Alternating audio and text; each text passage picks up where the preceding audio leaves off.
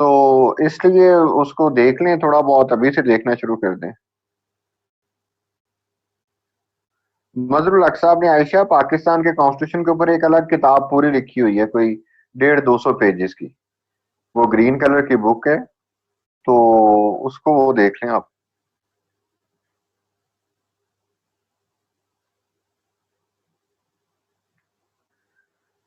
Usama confederation जो है ना, उसके अंदर जो कॉन्फेडरेटिंग यूनिट्स हैं उनके पास पावर्स बहुत ज्यादा होती हैं, जबकि जो सेंट्रल गवर्नमेंट है ना उसके पास सिर्फ 3 पावर्स होती हैं, जिसके अंदर डिफेंस होता है, फॉरेन अफेयर्स होता है और फाइनेंस होता है। बाकी सारी की सारी जो पावर्स हैं वो कॉन्फेडरेटिंग यूनिट्स के पास होती है, जबकि फेडरेशन के अंदर जो है वो सेंट्रल गवर्नमेंट के पास जो है वो काफी ज्यादा पावर्स होती हैं, ठीक है। रादर सेंट्रल गवर्नमेंट के पास जो है वो प्रोविंसेस की निस्बत ज्यादा पावर होती है, तो ये जो है वो उन दोनों के दरमियान डिफरेंस है।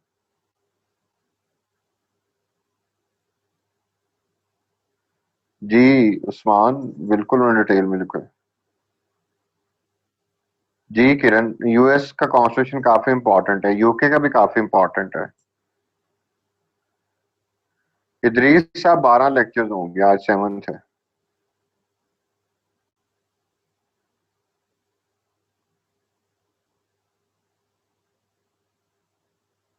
हमजा, मुझे समझ नहीं आई, आपने स्क्रीन शेयर की है, क्या किया है?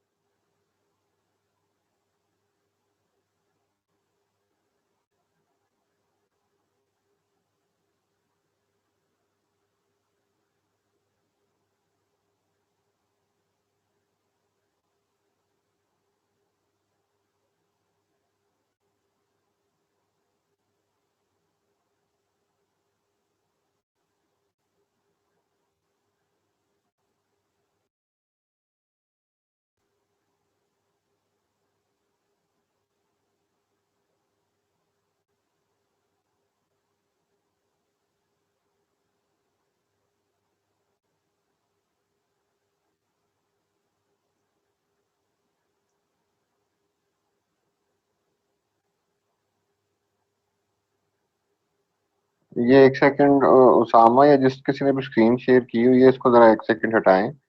मैं अपना चेक कर लूं कि मैं स्क्रीन शेयर करने के काबिल हूं या नहीं। Okay, thank you. नहीं जी, वो आज फिर नहीं स्क्रीन शेयर हो रही। एडमिन प्लीज इसको जरा देखिएगा, ये क्या इशू है। अच्छा जी बच्चों, पढ़ना शुरू करें जी, ये कोई और क्वेश्चन है? जी हमजा, मैं उसको डिटेल के अंदर देख लूं, आप लोगों के लिए एक अच्छी चीज ये है कि आपके जो ये जो जितने लेजिस्लेचर्स हैं उनका मैंने एक रेडी रेकनर बनाया है अभी इस वीकेंड के ऊपर, क्योंकि वो क्लास हमारी कोई नहीं थी। मैंने कहा आपके लिए थोड़ा मैं हेल्प आउट कर दूं आपको चीजें। तो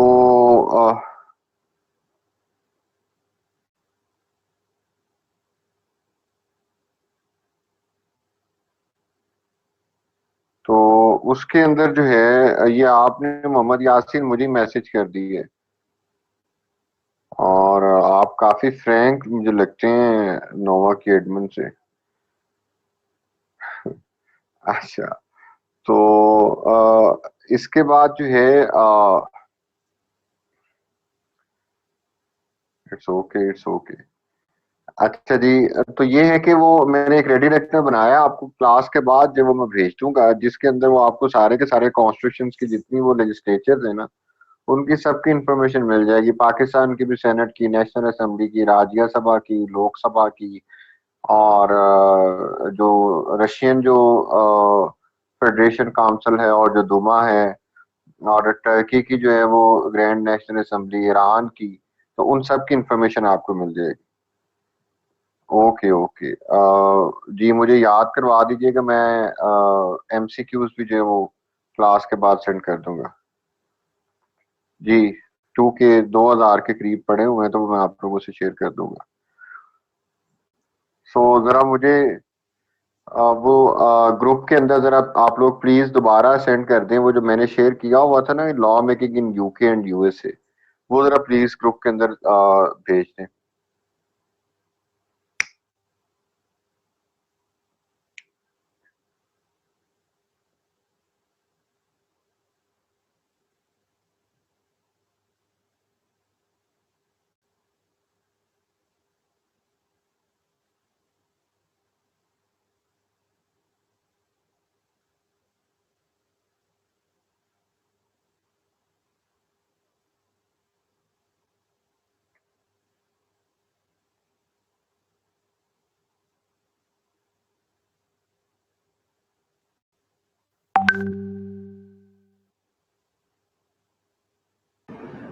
अस्सलाम वालेकुम सर, असद बात कर रहा हूँ नवाला हॉल से। जी जी असद साहब, कैसे हैं आप?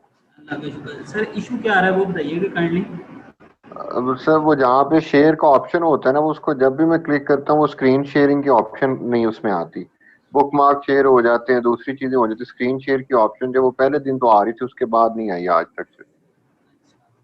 नहीं सर, मैंने आपको नंबर पे कॉल करके ना वो ट्राई कर दिया। Okay okay.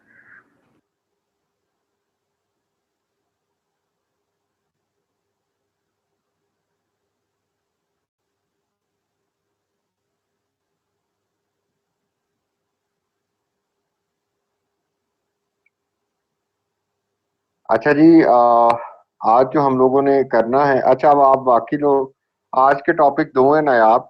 उसमें एक चीज तो ये है कि law making in UK and USA हमने करना है, एंड सेकेंडली चाइना का कॉन्स्टिट्यूशन करेंगे। तो लॉ मेकिंग का जो प्रोसेस है, वो चूंकि सबसे ज्यादा रिफाइंड यूके और यूएसए के अंदर है, इसलिए मैंने इसको चूज किया है कि आपको समझ आ जाए कि लॉ मेकिंग जो है वो लेजिस्लेचर काम कैसे करती है। जितनी भी लेजिस्लेचर्स हैं दुनिया के अंदर, उनका काम करने का प्रोसेस क्या है, क्योंकि ये दो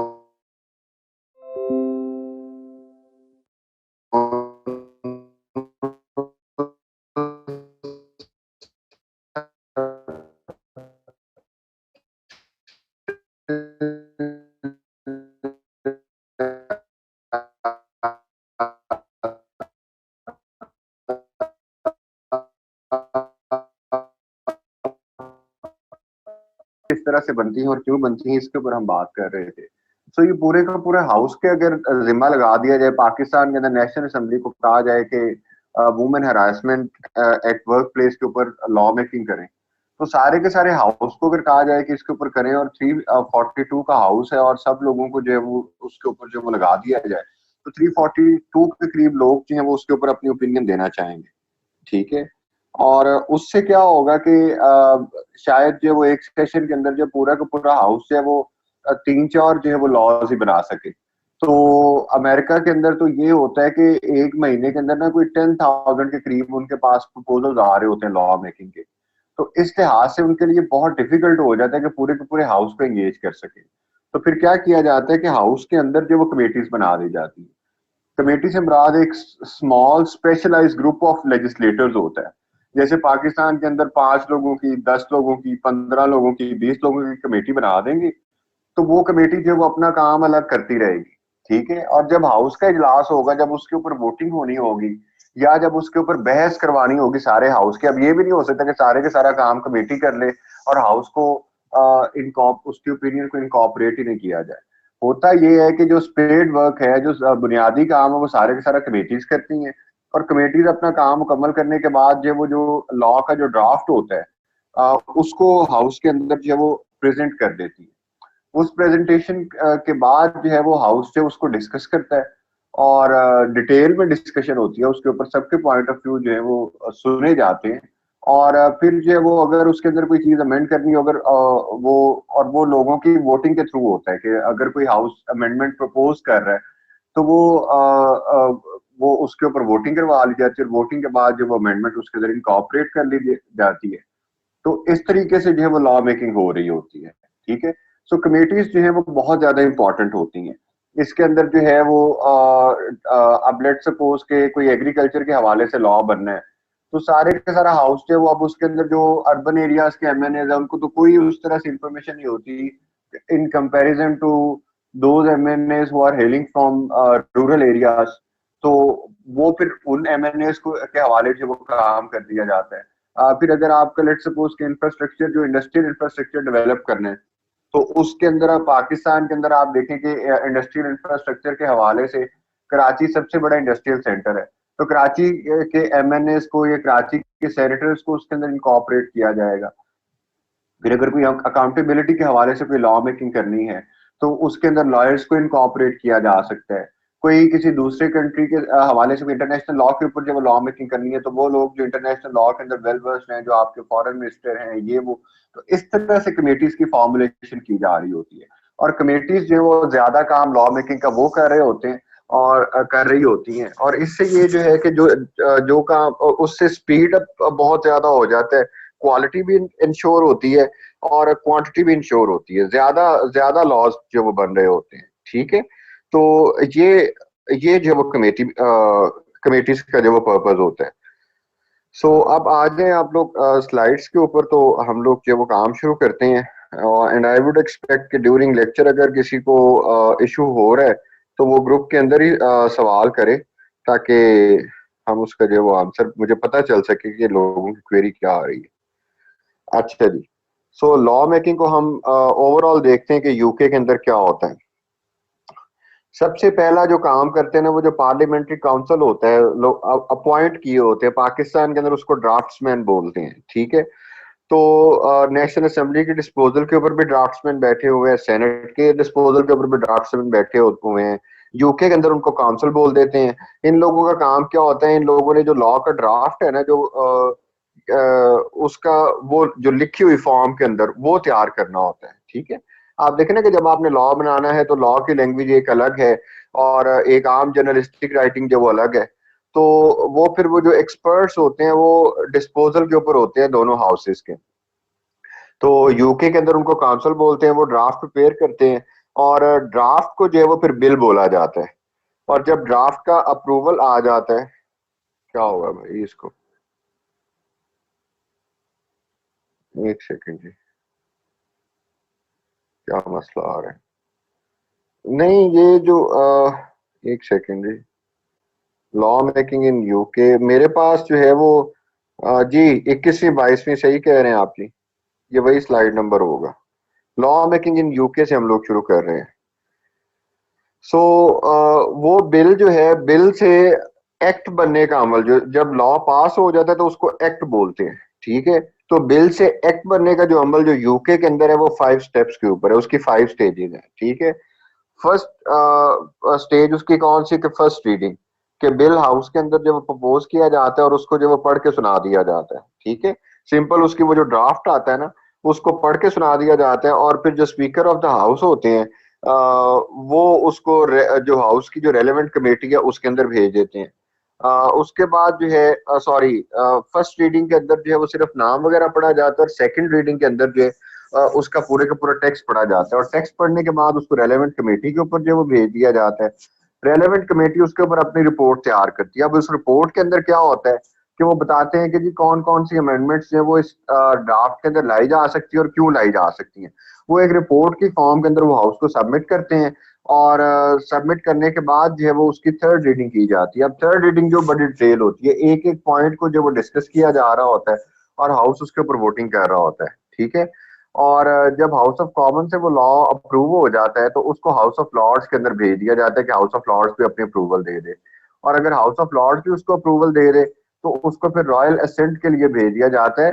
बादशाह सलामत जब उसके ऊपर साइन करते हैं, अब इन केस के हाउस ऑफ लॉर्ड्स है वो उससे मुतमिन नहीं है, तो वो या उसके अंदर वो अपनी अमेंडमेंट्स प्रपोज करना चाह रहा है, तो वो दोबारा उसको वो अपनी जो अमेंडमेंट्स के साथ उनकी जो रिपोर्ट है वो सबमिट करवा देते हैं हाउस ऑफ कॉमन्स को। अब ये हाउस ऑफ कॉमन्स की डिस्क्रिप्शन होती है कि वो हाउस ऑफ लॉर्ड्स की जो है वो अमेंडमेंट्स को माने या ना माने। और अगर वो मान ले तो वो मान के जो है वो रॉयल रॉयल असेंट के लिए भेज सकते हैं, और अगर ना माने तो भी रॉयल असेंट के लिए जो वो भेज सकते हैं। तो ये इस तरीके से जो वो आपका ये लॉ जो वो बन रहा होता है। ठीक है, अब जो बिल है जो यूके के अंदर जो प्रेजेंट होता है उसकी 3 मेजर टाइप्स होती हैं। ठीक है, पब्लिक बिल्स हैं, प्राइवेट बिल्स हैं, एंड प्राइवेट मेंबर बिल्स हैं।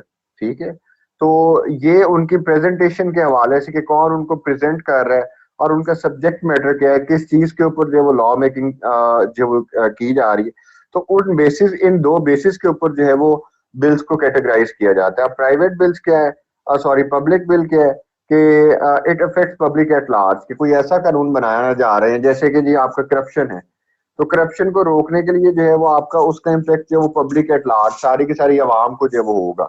ठीक है, और ये जो है ये जो पब्लिक बिल्स होते हैं these are prepared by cabinet, इनको कैबिनेट प्रिपेयर करती है, गवर्नमेंट जो वो इसको तैयार करती है, और उसके बाद जो है these are publish in green papers. UK के अंदर जो वो एक ट्रेडिशन ये है कि कोई भी लॉ बनाने से पहले जो उसको पब्लिश करके तो अवाम में सर्कुलेट कर दिया जाता है। उसका पर्पस ये है कि मैसेज का जो है ओपिनियन जो है वो गेज हो जाए कि अवाम की इसके ऊपर ओपिनियन क्या है, ठीक है।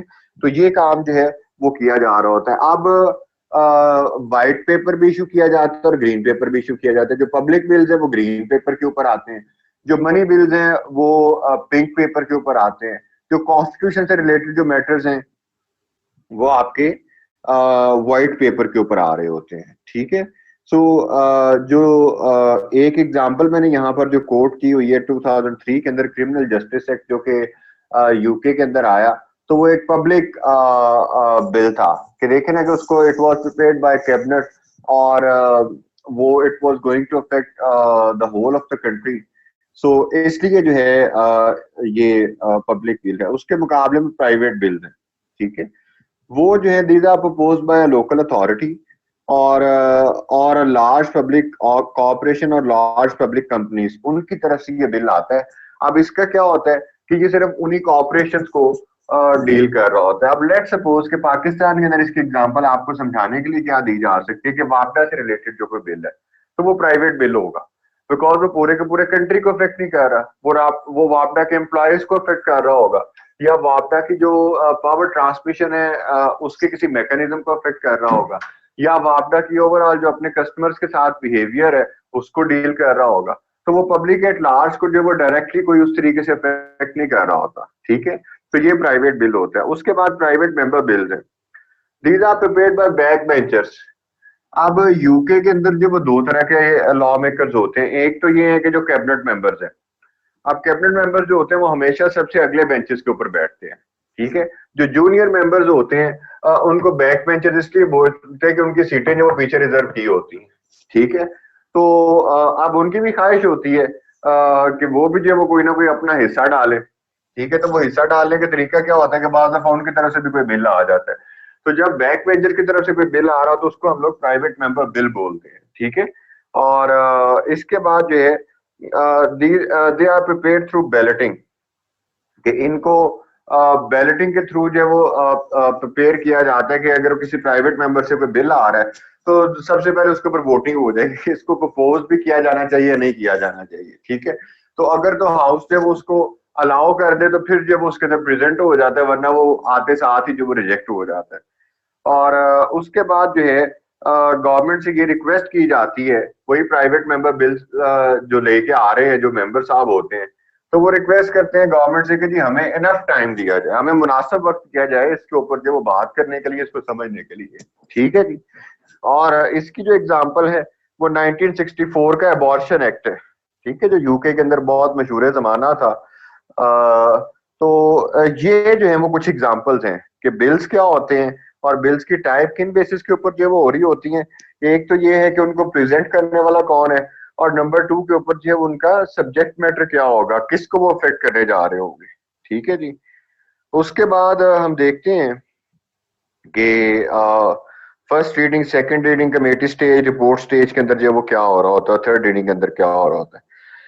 सबसे पहले तो यह है कि जो फर्स्ट रीडिंग है, मैं आपसे पहले गुजारिश कर चुका हूँ कि title and contents are read out, ठीक है। वो सिर्फ उसको जो वो पढ़ा जा रहा होता है, उसका टाइटल बताया जाता है और बताया जाता है कि इसके अंदर क्या क्या चीजें हैं। सेकंड रीडिंग के अंदर क्या है कि डिटेल्ड रीडिंग होती है, ठीक है। एक एक उसके कंटेंट को पढ़ा जाता है, उसके ऊपर जो अगर हाउस वाले जो है वो कोई अमेंडमेंट प्रपोज करना चाह रहे हैं तो वो अमेंडमेंट भी प्रपोज कर दी जाती है, ठीक है। और फिर जो अमेंडमेंट के बाद जो वो वोटिंग हो जाती है कि अगर इसके ऊपर जो वो फर्दर बात हाउस करेगा या नहीं करेगा। तो अगर तो हाउस चाहे कि इसके ऊपर मजीद हाउस को खुद बात करनी चाहिए तो उसके ऊपर जो वो दोबारा उसके ऊपर रीडिंग हो जाती है, अदरवाइज जो फिर इसको कमेटी को भेज दिया जाता है, ठीक है। और विप सिस्टम यूज किया जाता है। विप सिस्टम से मुराद क्या है कि एक पार्टी विप उन्होंने रखा होता है, जैसे कि आप समझ लें कि पाकिस्तान के अंदर पाकिस्तान मुस्लिम लीग नवाज के अंदर वो ख्वाजा आसिफ साहब हो सकते हैं, पाकिस्तान पीपल्स पार्टी के अंदर जो वो सईद गनी साहब हो सकते हैं, या खुर्शीद शाह साहब हो सकते हैं, और पाकिस्तान तहरीक इंसाफ से जो है वो शाह महमूद कुरैशी साहब हो सकते हैं।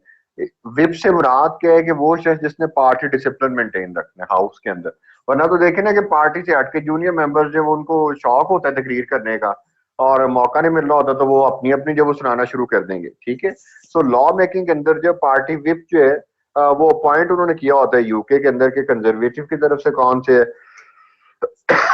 और लेबर की तरफ से कौन है। तो इनकी रिस्पॉन्सिबिलिटी होती है पार्टी डिसिप्लिन मेंटेन करना। और उससे ऑनवर्ड जो है ये जो बिल जो है वो कमेटी स्टेज जो हाउस की जो कमेटी होती है, जो रेलेवेंट कमेटी है, स्पीकर साहब उसको जो वो रेफर कर देते हैं। कमेटी जो बड़ी डिटेल्ड किस्म की डेलिब्रेशंस करती है, बड़ी उसके ऊपर जो है वो बहस व मुबासा होता है, अमेंडमेंट्स प्रपोज होती हैं, अमेंडमेंट्स रिजेक्ट होती हैं, नई अमेंडमेंट्स प्रपोज होती हैं, फिर उनके ऊपर जो वो बहस हो रही होती है। और उसके बाद जो है वो जब अमेंडमेंट्स फाइनलाइज हो जाती हैं तो उनको प्रपोज करके रिपोर्ट लगा के तो हाउस के सामने प्रेजेंट किया जाता है। ठीक है। अब वो क्या है कि वो रिपोर्ट के अंदर क्या होता है कि वो मैं आपसे पहले गुजारिश कर चुका हूँ कि जितनी भी अमेंडमेंट्स प्रपोज की जा रही होती है वो बता दी जाती है, साथ में उसके अंदर ये बता दिया जाता है कि अमेंडमेंट्स प्रपोज क्यों की जा रही है। ठीक है। और उसके बाद जब रिपोर्ट स्टेज के अंदर जब वो इसके ऊपर जो फिर दोबारा बहस होती है और थर्ड रीडिंग जब वो एक आखिरी मौका दिया जाता है हाउस को कि जी दोबारा अगर इसके ऊपर कोई शख्स बात करना चाहे तो कर ले, लेकिन उस वक्त तक आते आते जो है वो उसके ऊपर जितने पॉइंट्स प्रेजेंट करने होते हैं वो चूंकि एग्जॉस्ट हो चुके होते हैं, तो फिर इसके ऊपर फर्दर जो है वो यूजुअली बात नहीं होती और फिर जो है वो उसको हाउस ऑफ लॉर्ड्स के लिए भेज दिया जाता है। हाउस ऑफ लॉर्ड्स के अंदर दोबारा यही 5 स्टेप्स होते हैं जो हाउस ऑफ कॉमन्स के अंदर हुए हुए हैं। ठीक है। कि पहले आपके फर्स्ट रीडिंग होगी, फिर सेकंड रीडिंग होगी, फिर आपकी कमेटी स्टेज होगी, फिर रिपोर्ट स्टेज होगी और फिर थर्ड रीडिंग होगी। और उसके बाद हाउस ऑफ लॉर्ड्स जो है वो अपनी अमेंडमेंट्स या तो प्रपोज करके उसको हाउस ऑफ कॉमन्स के अंदर वापस भेज सकते हैं या फिर उसको अप्रूव करके तो क्राउन के असेंट के लिए, क्राउन के सिग्नेचर के लिए उसको आगे फॉरवर्ड कर दिया जाता है।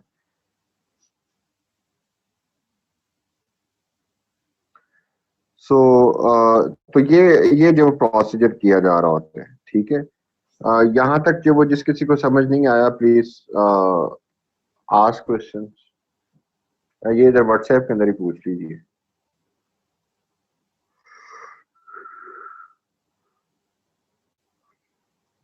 जी कोई सवाल है तो प्लीज जरा बता दें वरना फिर हम लोग आगे चलें। ये व्हाट्सएप ग्रुप के अंदर प्लीज अपना क्वेश्चन पोस्ट कर दें।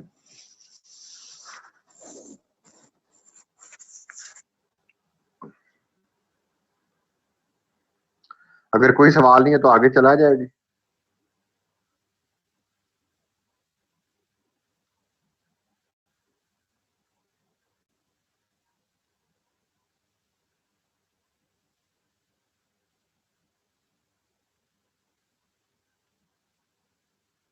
अच्छा अच्छा मैंने अभी देखा, ओके।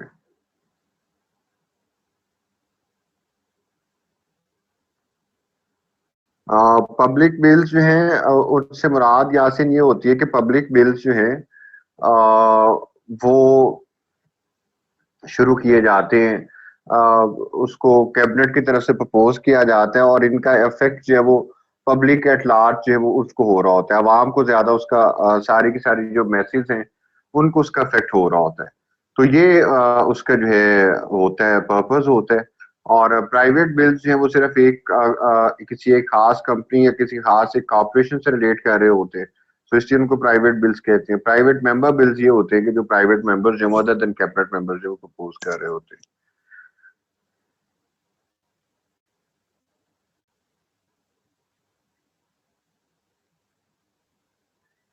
क्रिस्टीना वो टाइपो है, हाउस ऑफ लॉर्ड से जो वो हाउस ऑफ कॉमन्स के अंदर आता है, वो गलती से हो गया, इसको मैं करेक्ट कर लूंगा। जी आगे चलें जी। ये किसने स्क्रीन शेयर की हुई है? चलें ये अच्छा है जी, स्क्रीन शेयर हुई हुई है। Okay okay. चलें नेक्स्ट आ जाए जी, हाउस ऑफ लॉर्ड्स की जो कमेटीज हैं वो कौन कौन सी हैं। सबसे पहले तो ये है कि ये जो कमेटीज हैं ये सारी की सारी चीज are designed to oversee legislative work. ठीक है। सो 10 to 50 मेंबर्स जो है दीज आर, एक सेकेंड, ये तो से मैं अनएबल टू सी, मैं उसको व्हाट्सएप पे पूरी खोलता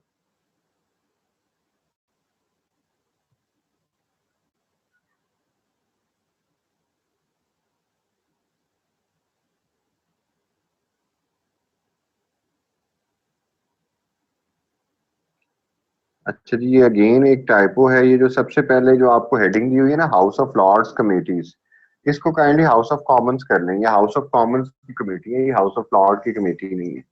हाउस ऑफ लॉर्ड की कमेटीज जो वो नीचे दी हुई हैं उनको हम लोग अलग जो वो देखेंगे। ठीक है। अब हाउस ऑफ लॉर्ड की कमेटी के सॉरी हाउस ऑफ कॉमन्स की कमेटी के अंदर क्या होता है कि ये जो है 10 to 50 मेंबर्स की सिलेक्ट कमेटी बनती है। ठीक है। तीन तरह की कमेटी होती है यूएस के अंदर, सॉरी यूके के अंदर। एक तो होती है सेलेक्ट कमेटीज, दूसरी होती है जनरल कमेटीज, और तीसरी होती है ग्रैंड कमेटीज। तीन तरह की मेजर कमेटीज होती हैं। इसके अलावा और भी एग्जिस्ट कर रही होती हैं, लेकिन ये लाजमी होती हैं और ज्यादा तादाद भी इन्हीं की होती है। वो कौन कौन सी कि सबसे पहले जो वो सेलेक्ट कमेटीज हैं, दूसरे के ऊपर जनरल कमेटीज, और तीसरे के ऊपर ग्रैंड कमेटीज हैं। ठीक है। अभी हम इनके अंदर देख रहे थे कि डिफरेंस क्या है। तो सेलेक्ट कमेटीज जो हैं वो जो वो government policy to laws are scrutinised by these committees, कि सरकार की जितनी भी पॉलिसीज हैं या उनके हवाले से जितने लॉज हैं वो सेलेक्ट कमेटी के अंदर जो वो डिस्कस किए जाते हैं। और ये जो है they look after the work of various departments agencies examine topical issues. ठीक है। कि जो किसी डिपार्टमेंट से रिलेटेड कोई भी काम है, मसलन फाइनेंस के हवाले से है, तो वो फाइनेंस की सिलेक्ट कमेटी होगी। तो ये जो है उनको स्पेसिफाई किया जाता है किस बेसिस के ऊपर, कि जो किसी डिपार्टमेंट का जो काम है या जो एजेंसीज हैं यूके के अंदर जो वेरियस हैं, तो उनके हवाले से अगर कोई भी जो काम आ रहा होगा तो उसको सिलेक्ट कमेटी देखेगी, या उसके हवाले से कोई भी लॉ लॉ मेकिंग हो रही होगी तो उससे रिलेटेड सिलेक्ट कमेटी का जो वो काम होगा। अब इसकी एग्जांपल क्या है कि अच्छा, एक और पॉइंट है, जैसे कि उनकी डोमेन क्या है। वो बाज दफा पूरे के पूरे कंट्री, अगर लेट सपोज के फाइनेंस के हवाले से कोई बिल आ रहा है, तो वो फाइनेंस की कमेटी जो है वो सारे के सारा उसको देखेगी। ओके। और नेक्स्ट जो उससे अगली जो चीज है वो आपका ये है कि वो आपका पर्टिकुलर एरिया के हवाले से भी हो सकती है। मसलन पाकिस्तान के अंदर जो है वो अगर तो पाकिस्तान की एग्जांपल देखें, तो अगर अकाउंटेबिलिटी का या नैब का कोई इशू आ रहा है तो उसको सेलेक्ट कमेटी के अंदर देखा जाएगा। और उसका अब नैब का तो इम्प्लीमेंटेशन सारे के सारे पाकिस्तान के अंदर है। लेकिन अगर आ जाए कि जी जो दानिश स्कूल्स के हवाले से कोई लॉ मेकिंग आ जाए, तो वो तो एक डिफरेंट एक बिल्कुल एक छोटा सा उसका एरिया या रीजन बन जाता है। रीजन से मुराद ये नहीं कि पंजाब या सिंध जैसे रीजन की बात कर रहा हूँ, तो वो ज्यादा स्पेसिफाई हो सकता है। तो ये दोनों को डील करती है। इसके अंदर पूरे के पूरे कंट्री के हवाले से भी जो वो लॉ मेकिंग ये कमेटी कर सकती होती है, सिलेक्ट कमेटीज, और एक छोटे से रीजन के हवाले से भी। अब सेलेक्ट कमेटी की जो आगे डिफरेंट टाइप्स हैं उनकी हम एग्जांपल देख लेते हैं कि डिपार्टमेंटल सेलेक्ट कमेटी, वो जो है वो इंडिविजुअल डिपार्टमेंट्स के काम को देख रही होती है, उसके हवाले से लॉ मेकिंग कर रही होती है। ठीक है। जैसे कि डिफेंस सेलेक्ट कमेटी है, एजुकेशन सेलेक्ट कमेटी है, तो ये डिफेंस और एजुकेशन से रिलेटेड काम को देख रहे होंगे। उसके बाद अगली जो चीज है वो टॉपिकल सेलेक्ट कमेटी जो है वो जो टॉपिकल इश्यूज ऑफ इम्पोर्टेंस है वो इशू इशू बेस्ड होती हैं ये कमेटीज। मसलन आपको एग्जांपल इसकी से वो ज्यादा बेहतर तौर पे समझ आ जाएगा। मसलन जी, European scrutiny committee, public account secret committee, select committee, ये सीक्रेट कमेटी लिखा हुआ है, इसको सेलेक्ट कमेटी करते हैं। सो इसके अंदर क्या होता है कि आपका जो है ये मुख्तलिफ, अब जो यूरोपियन स्क्रूटनी कमेटी है यूके के अंदर, इसका काम क्या है ब्रेग्जिट को देखना, तो ये उस इशू को देख रही है। ठीक है। और पब्लिक अकाउंट सेलेक्ट कमेटी ये पब्लिक अकाउंट्स को देखेगी कि जो अवाम के वो जहां पर जो पैसे का एक्सपेंडिचर है वो किस तरह से है। और उसके बाद जब इंटरनल सेलेक्ट कमेटीज जो हैं वो पार्लियामेंट के या हाउस ऑफ कॉमन्स के अपने बिजनेस को देख रही होती है। ठीक है। जैसे कि एडमिनिस्ट्रेशन कमेटी है, कमेटी ऑफ प्रिविलेजेस है। ठीक है। तो ये तीन तरह की कमेटीज होती हैं सेलेक्ट कमेटी। एक तो जो है वो किसी डिपार्टमेंट को देख रही होती है, दूसरा किसी इशू को देख रही होती है, और तीसरा हाउस ऑफ कॉमन्स के अपने जो मसाइल होते हैं कि मेंबर पार्लियामेंट को जो है वो कौन सी गाड़ी दी जाएगी, क्या उसको किस तरह का कर दिया जाएगा, क्या क्या उनके प्रिविलेजेस हो सकते हैं। ठीक है। और उसके बाद जनरल कमेटीज हैं। ठीक है। These general committees are peculiar to House of Commons. ये अगेन हाउस ऑफ लॉर्ड्स लिखा हुआ है, हाउस ऑफ कॉमन्स है। ये आपको करेक्टेड फॉर्म के अंदर है, ये मैं स्लाइड्स आपको दोबारा भेजूंगा, फॉर द मोमेंट इसको समझ लें कि ये these are peculiar to House of Commons. ठीक है। And they mainly look at proposed legislation in detail. ठीक है, कि जनरल कमेटीज क्या होती हैं कि वो मुख्तलिफ चीजों को देख रही होती है, वो उनको जो है वो जैसे कोई इशू सामने है उसके हवाले से जो वो कमेटी बना दी जाती है और फिर उनको खत्म भी कर दिया जाता है। ये उस तरह से जो सेलेक्ट कमेटीज है ना, ये परमानेंट, ये जनरल कमेटीज परमानेंट नहीं होती। ठीक है, और इनको जो वो स्टैंडिंग कमेटीज बोला जाता है।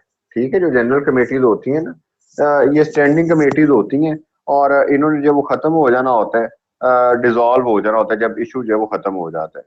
तो अब इसकी एग्जांपल क्या है कि पब्लिक बिल्स कमेटी है, डेलीगेटेड लेजिस्लेशन कमेटी है, यूरोपियन कमेटी है, रीजनल अफेयर्स कमेटी है। तो ये हर एक जो अपने अपने इशू के हवाले से जो वो इसको डील कर रही होती है, और ये टेम्परेरी नेचर की होती है, ये परमानेंट नहीं होती। उसके बाद ग्रैंड कमेटीज हैं। ग्रैंड कमेटीज के अंदर जो वो मेंबर्स की तादाद काफी ज्यादा होती है। ठीक है, जैसे कि नॉर्दर्न आयरलैंड ग्रैंड कमेटी है कि ये नॉर्दर्न आयरलैंड के इश्यूज को जो वो ये डिस्कस करेगी। उसके बाद स्कॉटिश ग्रैंड कमेटी है, वेल्श ग्रैंड कमेटी है। तो ये यूके के अंदर जो डिफरेंट रीजन्स के हवाले से जो कमेटीज बनी हुई हैं उनको ग्रैंड कमेटीज बोलते हैं। इसके अलावा जो वो चंद एक कमेटीज और एग्जिस्ट करती हैं, जैसे कि advisory committee on work of arts, इसको अलग से जो उन्होंने एक कमेटी बना दिया हुआ है। और speakers committee on the electors commission. Electors commission जो है वो यूके के अंदर इलेक्शन वगैरह सारे के सारे कमिट सॉरी कंडक्ट करवाता है। तो स्पीकर साहब की कमेटी जो है वो इसके ऊपर भी जो है वो बनी हुई है। और उसके बाद आप आ जाए हाउस ऑफ लॉर्ड्स की कमेटीज के ऊपर। ये हाउस ऑफ लॉर्ड्स ही है। तो हाउस ऑफ लॉर्ड्स जो है उसकी भी जो है वो तीन तरह की कमेटी होती हैं। एक तो जो है वो सेलेक्ट कमेटी है, उसकी एग्जांपल जो है वो आपका select committee on constitution and economy है, और कम्युनिकेशन सेलेक्ट कमेटी, ये दो इसके एग्जांपल हैं। उसके बाद हाउस ऑफ कॉमन्स की तरह इसके अंदर भी टॉपिकल सेलेक्ट कमेटी होती है, जैसे किसी टॉपिक या इशू को डील करना होता है, मसलन यूरोपियन यूनियन कमेटी है। और थर्ड इंटरनल कमेटी है, जो हाउस ऑफ लॉर्ड्स के अपने मामलात को देख रही है, वो उनके अपने प्रिविलेजेस को देख रही है, वो उनके अपने प्रोसीजरल मेथड को देख रही है। और कुछ कमेटीज ऐसी हैं जो दोनों हाउसेज में एग्जिस्ट करती हैं, उनको ज्वाइंट हाउस कमेटी बोलते हैं। उनकी मेंबरशिप जो वो दोनों हाउसेज में से आ रही होती है। ठीक है, और इसकी एग्जांपल क्या है कि joint committee on consolidation bills, ecclesiastical committee से मुराद ये है कि मजहब के ऊपर, रिलीजन के हवाले से जब भी कोई कमेटी बनेगी। And joint committee on human rights. तो ह्यूमन राइट्स के ऊपर भी जो है वो उन्होंने यहाँ पर जो वो कमेटीज बनाई हुई थी। सो कमेटी सिस्टम के हवाले से अगर आपको कोई चीज समझ नहीं आई यूके की कमेटी इसके हवाले से, तो प्लीज आस्क क्वेश्चन, इधर ही आ जाए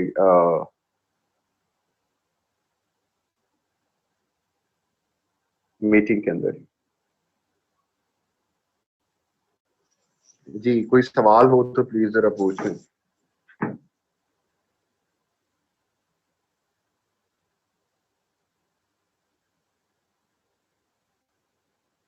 कोई सवाल नहीं है जी। साजिद साहब, लॉ लॉर्ड्स जो हैं वो आपके जो हाउस ऑफ लॉर्ड्स के जो मेंबर हैं ना, जिनको लॉर्ड अपील भी बोलते हैं, इन्होंने जो यूके कॉन्स्टिट्यूशन के हवाले से जो भी law making House of Lords ने करनी होती है, तो ये उसको देख रहे होते हैं। प्लस ये है कि ये हाईएस्ट कोर्ट ऑफ अपील है कि जिस किसी ने अपील करनी है, माफी मांगनी है अदालत के फैसले के अगेंस्ट, तो वो इन लॉ लॉर्ड्स के सामने या लॉर्ड अपील के सामने जो वो कर रहा होता है। नहीं, उसामा कमेटीज जो है वो परमानेंट होती है, बिकॉज कुछ तो जो है ना वो आ रहा होता है ना मुसलसल, लॉ मेकिंग हो रही होती है, जैसे बजट के ऊपर है, जैसे एजुकेशन के ऊपर है, जैसे अकाउंटेबिलिटी के ऊपर है। पब्लिक अकाउंट्स कमेटी जो है वो लाजमी एक हिस्सा होती है। तो ज्यादा कमेटीज जो है वो परमानेंट होती है।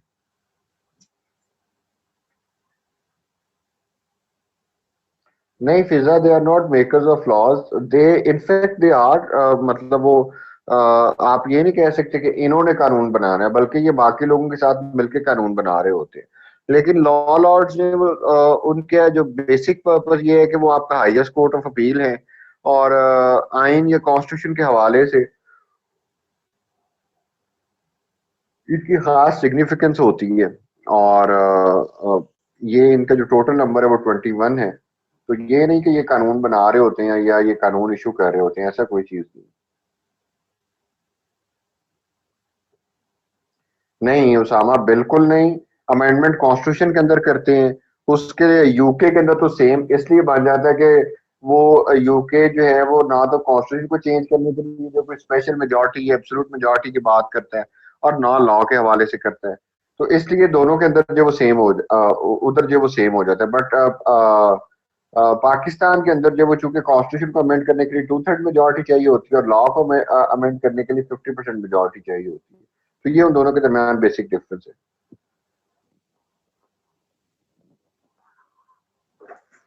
Any other question?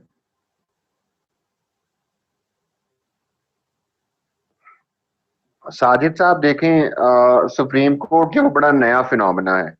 मैं इस क्वेश्चन को पहले भी एड्रेस कर चुका हूं, अब आपको दोबारा बता देता हूं कि जिस तरह से उनके रिप्रेजेंटेटिव्स पीयर्स ऑफ आयरलैंड है, वो 1922 के अंदर जब वो आयरलैंड खत्म हो चुका हुआ है, इस बात को 98 साल हो गए हैं, लेकिन उनकी सीटें वहां पे खाली पड़ी हुई हैं हाउस ऑफ लॉर्ड्स के अंदर।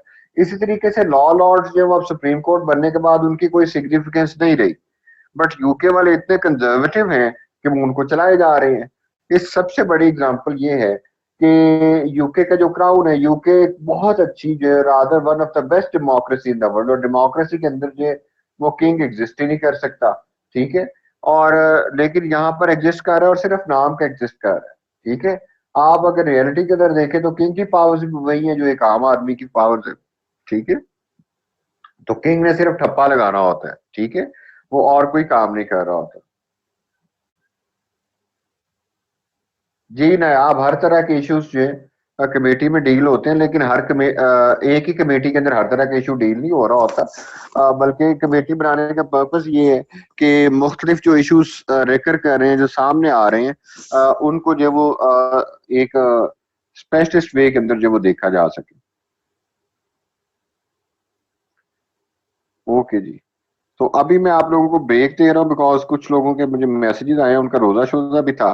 तो आप लोग नमाज पढ़ लें और ब्रेक कर लें, फिर जो वो सी यू। आयशा, मैं स्टूडेंट्स को एड नहीं, अमेंडमेंट जब वो प्रपोज की तो उस अमेंडमेंट के ऊपर जब वो वोटिंग हो जाएगी तो सब कमेटी अपना जो है वो प्रोसेस मुकम्मल करने के बाद जो वो बिल पूरी की पूरी कमेटी को रेफर कर देती है, रेफर बैक कर देती है।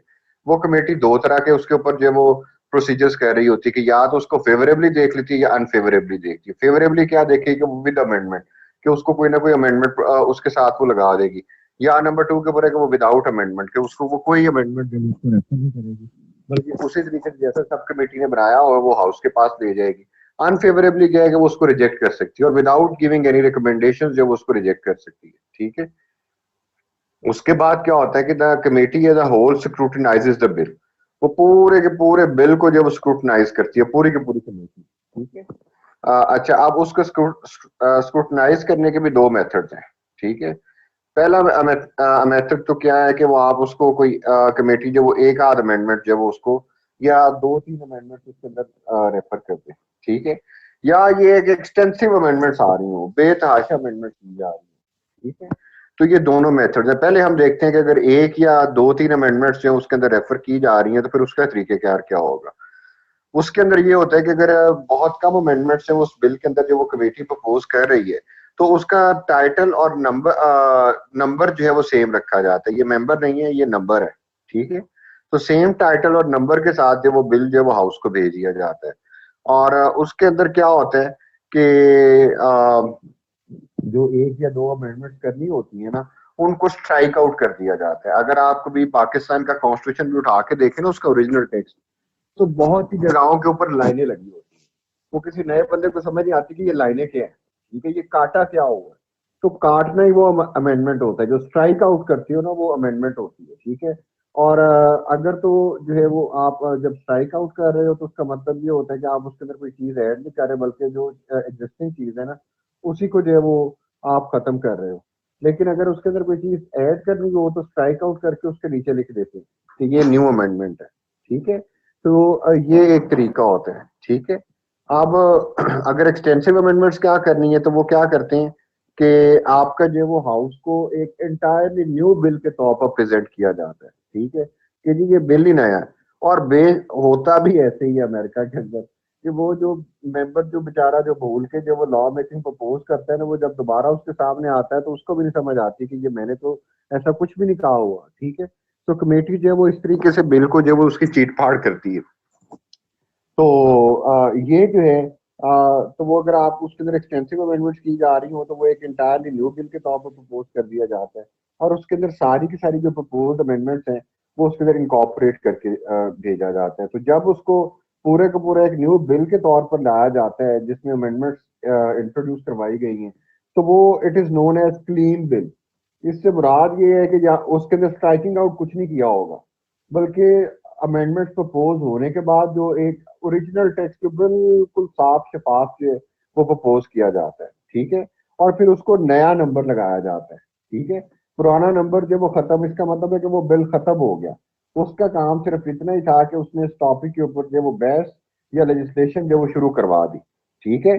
तो उसका नंबर भी खत्म और वो हिस्ट्री के अंदर जो वो आपके एक डेड बिल के तौर पर एग्जिस्ट करता है, ठीक है। तो ये दो मेथड होती है, ठीक है। उसके बाद अगली जो चीज है, इसके ऊपर अगर आप लोगों को कोई क्वेश्चन है तो प्लीज जल्दी से पूछ लो, फिर हम आगे चलें।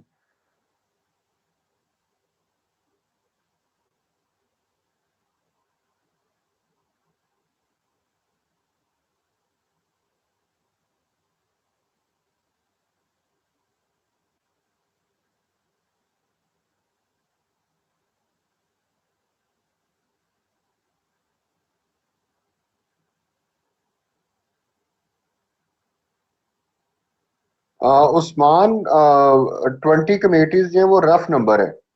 ये नहीं कि 20 नंबर पूरे करने हैं, 20 का नंबर पूरा करना है, ऐसा नहीं है। वो एक रफ नंबर जो वो आपको होता है। लास्ट वाला डॉक्टर साहब क्या है, जरा मुझे बता दें, किस चीज की समझ नहीं आई।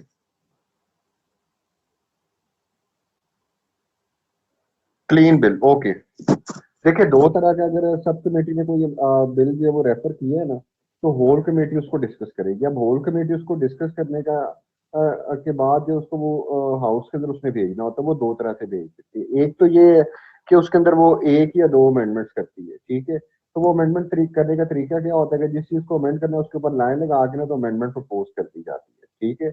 उसके मुकाबले के ऊपर अगर एक्सटेंसिव अमेंडमेंट्स करनी है, कमेटी जो वो सब कमेटी की रिपोर्ट से मुतमिन ही नहीं हुई, तो वो क्या करेगी कि वो पूरे का पूरा उसको नया बिल के तौर पर वो प्रपोज करेगी। उसका नंबर भी नया होगा, ठीक है। और उसके अंदर कोई चीज स्ट्राइक डाउन नहीं की होगी, ठीक है। रादर वो एज ए क्लीन बिल के तौर पर जो वो आपका प्रपोज किया जा रहा होता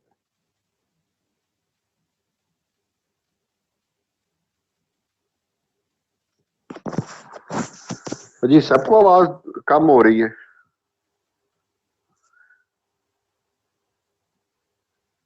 ओके ओके, आप सही आ रही है जी।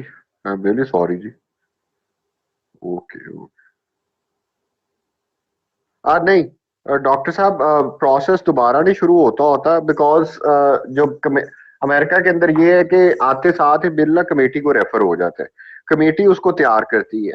यूके के अंदर क्या होता है कि उसको जो है वो काउंसिल ने तैयार किया होता है, ड्राफ्ट उसका तैयार किया होता है, उसके ऊपर पहले एक्सटेंसिव किस्म की डिस्कशन होती है, उसके बाद कमेटी को जाता है, और कमेटी उसके अंदर जब वो कोई चीजें अमेंडमेंट जो प्रपोज कर रही होती है, तो फिर वो वापस हाउस के अंदर आता है। अमेरिका के अंदर शुरू ही काम कमेटी से होता है, ठीक है।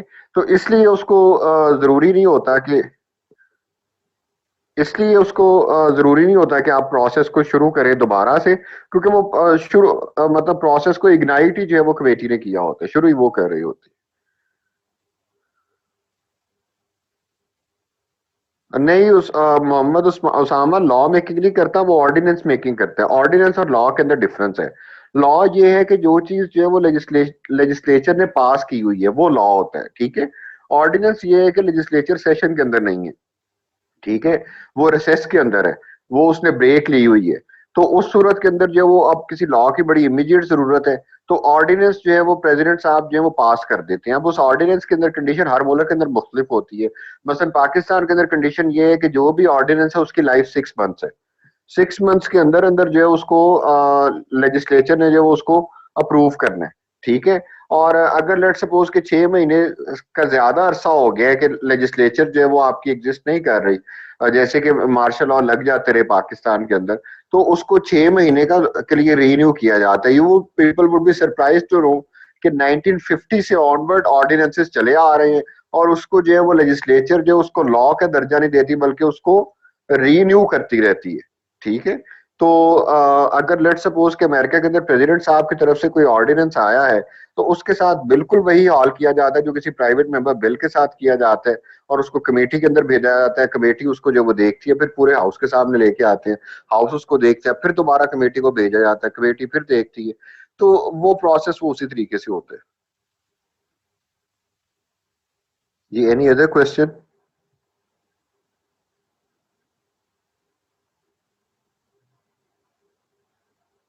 कोई और सवाल अगर नहीं है तो आगे चलें जी।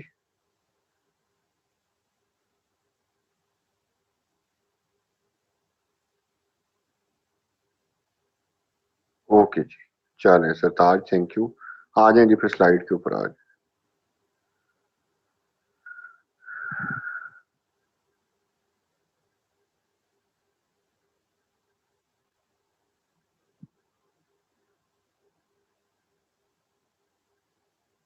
ओके, उसके बाद क्या है कि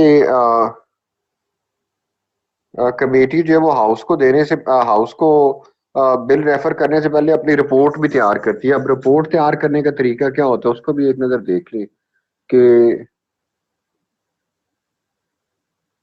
वो जो जो अमेंडमेंट्स उसने कमेटी ने प्रपोज की होती हैं वो उसका बारे में बताती है कि इसके लिए क्या मेजर्स हैं, क्यों ये अमेंडमेंट्स जो प्रपोज की गई हैं, और उसके अंदर जो है वो रिपोर्ट के अंदर जो चीजें शामिल की जाती हैं वो है कि ओवरसाइट है कि कमेटी ने क्या क्या कौन कौन से लोगों का इंटरव्यू किया, कमेटी की फाइंडिंग्स क्या थी। अब जो ये लॉ जो बनने जा रहा है इसके कॉस्ट एस्टिमेट्स, इसके क्या मॉनेटरी इम्प्लीकेशंस क्या होगी, और उसके बाद ये है कि डिसेंटिंग ओपिनियन के जो लोगों ने इतराज किया होता है उसके ऊपर वो भी जो वो उसके अंदर लिखी जाती है कि लेट सपोज के एक अमेंडमेंट आई और उसके ऊपर जो वो 25 मेंबर की कमेटी है, 20 लोगों ने उसकी फेवर में, 5 लोगों ने जो अपोज किया है ना, तो उनकी भी रीजन फॉर अपोजिशन जो वो रिकॉर्ड की जाती है।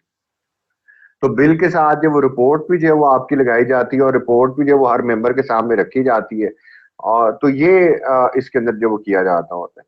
और फिर जो है वो बिल जो है वो आपका होल चैम्बर को या होल हाउस को जो वो रेफर कर दिया जाता है, तो उसके ऊपर जो है वो अब क्या होता है कि आपका जो हाउस को रेफर करने के बाद जो है ना वो उसको हाउस के कैलेंडर के अंदर शामिल कर दिया जाता है।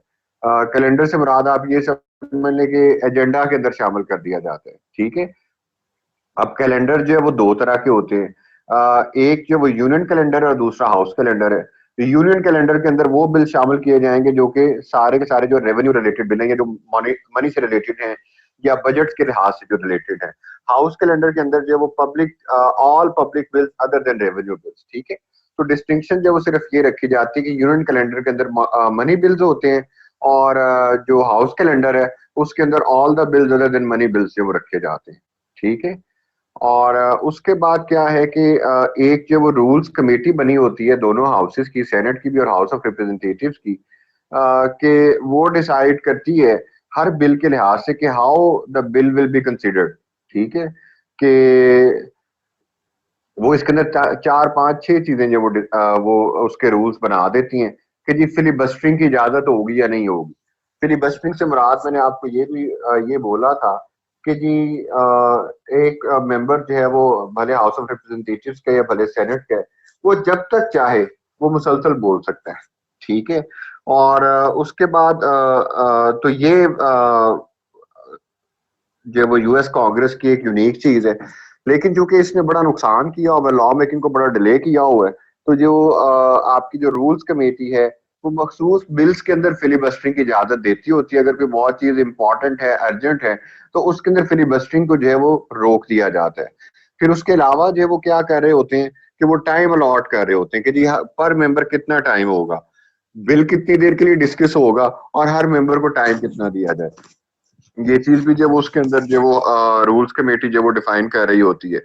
और उसके बाद जो है वो ऑर्डर ऑफ प्रेसिडेंस भी जो है वो रूल्स कमेटी डिसाइड कर रही होती है कि जी पहले कौन बोलेगा, बाद में कौन बोलेगा, तो उसने टर्म्स भी जो वो अलॉट की होती हैं। लेकिन रूल्स कमेटी का जो जितना काम है वो फिर जो वो कहीं हवा के अंदर ही रह जाता है, बिकॉज लोग जो वो बहुत ज्यादा रूल्स का ख्याल नहीं कर रहे होते, रूल्स को बड़ा बड़े जोशो जज्बे के साथ जो वो वायलेट किया जाता है, तो फिर जो वो हाउस के अंदर जो वो आपका आ जाता है। अब जो यूनियन कैलेंडर है, जो मनी बिल्स हैं, उनको जो है वो आपका डिस्कस करने का तरीका क्या है कि 100 मेंबर्स का कोरम है। कोरम से मुराद आपका वो मिनिमम नंबर है जो किसी भी हाउस की कार्रवाई को जारी रखने के लिए जरूरी होता है। मसलन पाकिस्तान के अंदर क्या है कि 1/4 है कि अगर 25% जो है वो लेजिस्लेटर्स बैठे होंगे तो हाउस अपनी कार्रवाई करता रहेगा, ठीक है। और अगर 25% से कोई कम होंगे तो फिर जो है वो हाउस अपनी कार्रवाई रोक देगा, ठीक है। तो अमेरिका के अंदर हाउस ऑफ रिप्रेजेंटेटिव्स का कोरम जो है वो 100 का है कि 435 में से अगर 100 बंदा बैठा हुआ है तो आपका जो है वो काम होता रहेगा, ठीक है। तो यूनियन कैलेंडर बिल्स जब या मनी बिल्स जब आपके आते हैं तो क्या होता है कि जनरल डिस्कशन इंस्यूज के सारे लोग जब उसको डिस्कस करना शुरू कर देते हैं, ठीक है। अब उसके लिए एक एक घंटा जो वो हाउस को दिया जाता है, और उस एक घंटे के अंदर जो आपका एक घंटा अपोजिशन के लिए होता है, सॉरी आपका जो है वो मेजोरिटी पार्टी के लिए होता है, और एक घंटा जो है माइनॉरिटी पार्टी के लिए होता है, तो वो आपका वो जो डिस्ट्रीब्यूट कर दिया जाता है। उसके बाद क्या होता है कि वो जो क्लर्क होता है जिसने रीड करना होता है, एक तो क्लर्क होता है ना जिसने नंबर असाइन करना होता है, दूसरा होता है क्लर्क जिसने पढ़ के सुनाना होता है सारे हाउस को बिल। तो वो क्या करते हैं कि वो बिल जो है वो आपका उसको रीड करता है, ठीक है। पहली पहली रीडिंग के अंदर क्या करता है कि वो सिर्फ टाइटल देता है, और टाइटल के बाद उसके कंटेंट्स को पढ़ता है। उसके बाद क्या करता है कि सेकंड रीडिंग क्या है कि वो बिल की सेक्शन बाय सेक्शन रीडिंग होगी कि हर सेक्शन को, हर क्लॉज को पढ़ के सुनाया जाता है हाउस के सामने। और वो 5 मिनट रूल जो वो आपका अमेंडमेंट के लिए होता है कि आपको जब वो जब एक सेक्शन पढ़ लिया जाता है तो 5 मिनट दिए जाते हैं लोगों को कि अगर कोई अमेंडमेंट प्रपोज करना चाहता है तो अमेंडमेंट प्रपोज कर दी जाए। और ये 5 मिनट रूल जो वो फिलिबस्टरिंग को अवॉइड करने के लिए होता है। और उसके बाद क्या है कि जब आपका वो एक सेक्शन पढ़ा जाता है उसके ऊपर 5 मिनट दिए जाते हैं लोगों को, उसके ऊपर कोई अमेंडमेंट देना चाहते हैं तो दे दे। और अमेंडमेंट के बाद उस अमेंडमेंट के ऊपर जो वोटिंग हो जाती है कि एक शख्स ने अमेंडमेंट प्रपोज की है तो स्पीकर साहब कहेंगे कि अच्छा जी अगर कोई इसके ऊपर जो वोटिंग कर ले, तो अगर तो मेजोरिटी लोग जो वो उस अमेंडमेंट को सपोर्ट कर दे तो अमेंडमेंट जो वो इनकॉर्पोरेट कर दी जाती है। और अगर मेजोरिटी लोग जो उसको अपोज कर दे तो वो अमेंडमेंट जो आपका वो फिर इनकॉर्पोरेट नहीं होती। और उसके बाद क्या होता है कि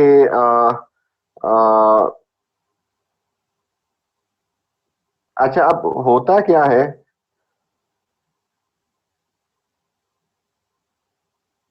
अच्छा ये आपको एक इंटरेस्टिंग चीज है अमेरिकन कॉन्स्टिट्यूशन के अंदर आपको बता देता हूँ कि एक फिनोमेना होता है committee of the whole house, ठीक है। Committee of the whole house क्या है कि पूरे के पूरे हाउस को कमेटी में कन्वर्ट कर दिया जाता है। उसका पर्पस क्या होता है कि आपको डबल अपॉर्चुनिटी मिल जाती है कि एक्चुअल अमेंडमेंट तो जो है वो कमेटी भले जितनी मर्जी अमेंडमेंट प्रपोज करती रहे, जब तक उसको होल हाउस जो है वो आपको उसको अप्रूव नहीं करेगा, वो कमेटी जो वो अमेंडमेंट जो वो लॉ का हिस्सा नहीं बन सकती, ठीक है। तो अब committee of the whole house बनाने का पर्पस क्या है कि सारे का सारा हाउस उसको डिस्कस कर ले, अमेंडमेंट प्रपोज कर दे, और वो जब अमेंडमेंट का टाइम खत्म हो जाता है तो स्पीकर साहब कहते हैं, सबको कहते हैं कि जी खड़े हो जाओ। वो खड़े हो जाते हैं और फिर उनको बिठा देते हैं। तो अब जो है इसका इसका मतलब क्या होता है कि अब वो हाउस का स्टेटस कमेटी वाला नहीं रहा बल्कि हाउस का बन चुका है। अब जो अमेंडमेंट होगी इसके ऊपर जो वोटिंग होगी दैट वुड बिकम लॉ, ठीक है। तो ये डबल अपॉर्चुनिटी जो वो प्रोवाइड की जाती है अमेरिका के अंदर, ठीक है। तो उसका तरीका क्या है कि आपका जो चेयरमैन सेनेट साहब है या जो स्पीकर साहब या जो प्रेसिडेंट जो भी होते हैं वो लोगों को एक दफा खड़ा करते हैं और खड़ा करके फिर बिठाते हैं। तो इसका पर्पस ये होता है कि अब जो committee of the whole house जो है it has been converted into house, ठीक है। और उसके बाद क्या है कि हाउस जो है वो उसके ऊपर वोटिंग शुरू कर देता है, ठीक है। और या अमेंडमेंट प्रपोज की जाती है और अमेंडमेंट के ऊपर जो वो दोबारा 5 मिनट का जो वो टाइम होता है उसके बाद जब उसके ऊपर वोटिंग की जाती है, और वोटिंग के बाद जब वो official version of the bill is drafted, कि ड्राफ्ट का जो ऑफिशियल वर्जन है, जो मेजॉरिटी की तरफ से आया होता है, उसको जो वो आपका कर दिया जाता है, प्रपोज करके अप्रूव कर दिया जाता है। और उसके बाद जो है हाउस जो है वो दोबारा जो है वो, अगर उसको मसला हो रहा है कि जी इसके अंदर जो है वो कोई अमेंडमेंट जो वो रह गई है जो कि प्रपोज करने की जरूरत है, तो हाउस जब उसके ऊपर दोबारा जो वो वोटिंग कर लेते हैं, और वो वोटिंग का पर्पस क्या होता है कि recommending the bill to committee, तो दोबारा जब वो हाउस को कमेटी के अंदर कन्वर्ट कर दिया जाता है, और कमेटी के तौर पर हाउस पूरे का पूरा उसको डिस्कस करता है, और डिस्कस करने के बाद दोबारा जो वो कमेटी हाउस में कन्वर्ट होती है, और फिर जो उसको लॉ का दर्जा जो बना दिया जाता है। ठीक है। और अगर जो है वो रिकमेंडेशन जो है कि इसको जो है इसके ऊपर अमेंडमेंट की जाए, उसके ऊपर जो है वो अगर वो अटेम्प्ट फेल हो जाए, तो स्पीकर साहब जो वो फिर डिक्लेयर कर देते हैं कि now it has become law. ठीक है। तो ये आपका होता है। अब कमेटी जो यूएसए के अंदर क्या होती हैं कि स्टैंडिंग कमेटीज होती हैं, परमानेंट कमेटीज जिनको, फिर सेलेक्ट कमेटीज हैं, और ज्वाइंट कमेटीज हैं। ज्वाइंट कमेटीज जो वो आपकी these are committees of the whole house है। तो ये हमारा जो है वो लॉ मेकिंग का प्रोसेस है, जो कि यूके और यूएसए के अंदर फॉलो होता है। If you have any question so please ask.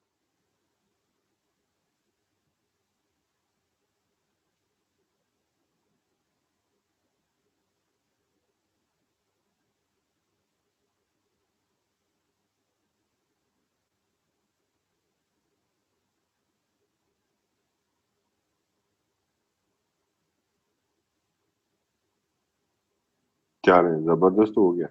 कोई क्वेश्चन नहीं है जी। आगे मूव करें चाइना के कॉन्स्टिट्यूशन के ऊपर।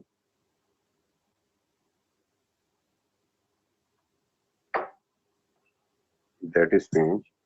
मुझे तो लग रहा था कि ये लॉ मेकिंग जो वो काफी टफ होगा, लेकिन बहुत अच्छी बात है अगर आप लोगों को समझ आ गया तो।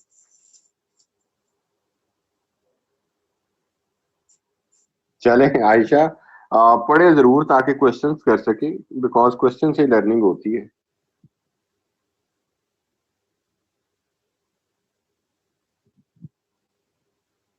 उस्मान, जरा क्वेश्चन को प्लीज रिफ्रेश करें, मुझे क्वेश्चन समझ नहीं आया। जब चेंज करते हैं 100% में 100% वोट पर, किस चीज को चेंज करते हैं?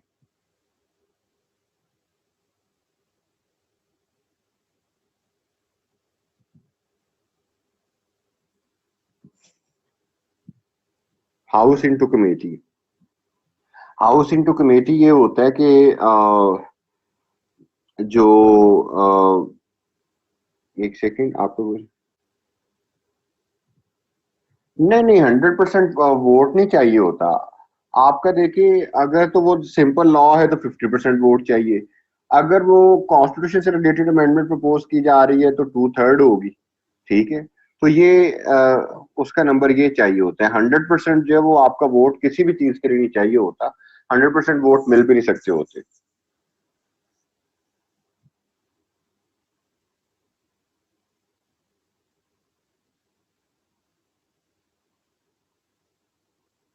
ओके। इकरा, इसको मैं एक नजर देख लूं। अ, मैं इसको नोट्स के अंदर भी चेक कर लेता हूँ, कहीं ये टाइपो का मिस्टेक तो नहीं हुआ। Then I will get back to you. जी, चाइना का कॉन्स्टिट्यूशन शुरू करें जी।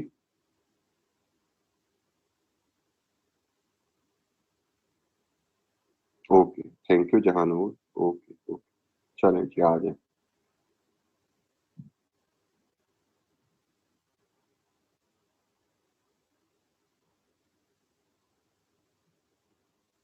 आयशा, मैंने शेयर तो किया है, मिला नहीं बाकी लोगों को। जी प्लीज, आप लोग भी शेयर कर दें, मैं भी देखता हूँ। मैंने शेयर तो किया हुआ है। ये है जी, मैं दोबारा कर देता हूँ।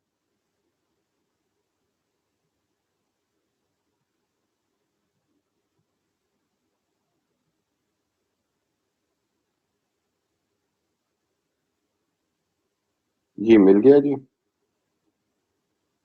Constitution of China. चाइना जो है, आपने अभी तक जितने कॉन्स्टिट्यूशन हमने अभी तक देखे हैं, उस उनसे जरा हटके थोड़ा सा डिफरेंट कॉन्स्टिट्यूशन आने वाला है जी। उसकी वजह ये है कि अभी तक हमने जितने कंट्रीज के कॉन्स्टिट्यूशन देखे हैं वो कैपिटलिस्ट कंट्रीज हैं। पाकिस्तान था, इंडिया था, यूके था, यूएसए था। तो अब एक सोशलिस्ट कंट्री को जो है उसकी हम लोग कॉन्स्टिट्यूशन को देखने जा रहे हैं। तो यहाँ पर जो है वो आप लोग देखेंगे कि एक इंटायरली डिफरेंट चीज आपके सामने नजर आएगी। ठीक है। अच्छा, दूसरी चीज ये है कि आप लोगों ने मैं वो आपसे जो डॉक्यूमेंट का वादा किया वो भी आज आपको दे दूंगा। तो ईरान के कॉन्स्टिट्यूशन को भी जो आप लोगों ने लाजमी तौर पे देखना है। ठीक है। एग्जाम पॉइंट ऑफ व्यू के हवाले से तो वो इम्पोर्टेंट है ही है। साथ में उसकी एक और चीज भी है कि वो आपका इट्स एंटायरली यूनिक कॉन्स्टिट्यूशन, और वो बाकी सारी की सारी दुनिया से हटके है। और कोई ये नहीं कि बहुत ज्यादा हटके, लेकिन आपको आइडिया होगा कि किस तरीके से जो वो इनोवेशन जो वो अपने कॉन्स्टिट्यूशन के अंदर लेके आए हुए हैं। तो वो एक बड़ी मजे की चीज है, उसको सारे लोगों ने देखना है। बहुत आसान सा कॉन्स्टिट्यूशन है, लेकिन आपको ये जो वो एक बिल्कुल डिफरेंट कॉन्सेप्ट नजर आएंगे। इसी तरीके से फिर जो रशिया का कॉन्स्टिट्यूशन है, रशिया के कॉन्स्टिट्यूशन के अंदर भी जो आपको चंद एक चीजें जो वो बड़ी इंटरेस्टिंग होंगी कि जी सेनेटर्स कैसे चूज होते हैं। ठीक है।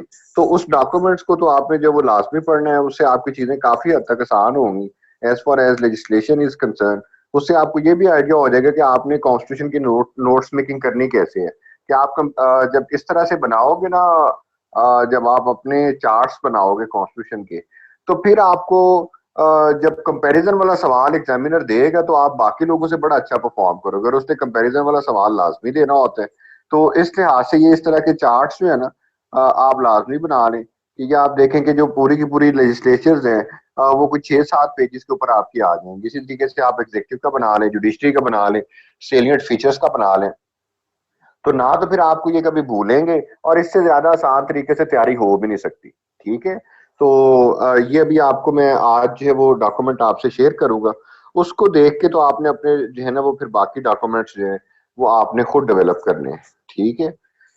तो चाइना के कॉन्स्टिट्यूशन के सेलिएंट फीचर्स सबसे पहले करते हैं कि चाइना के अंदर जो वो कॉन्स्टिट्यूशन जो वो 4 आ चुके हुए हैं, ये चौथा कॉन्स्टिट्यूशन है विच इज इन वोग, जो चल रहा है अभी। इससे पहले कब आए थे? एक 1915 के अंदर आया, फिर 1954 के अंदर आया, फिर 1978 के अंदर आया, फिर 1982 के अंदर आया। ठीक है।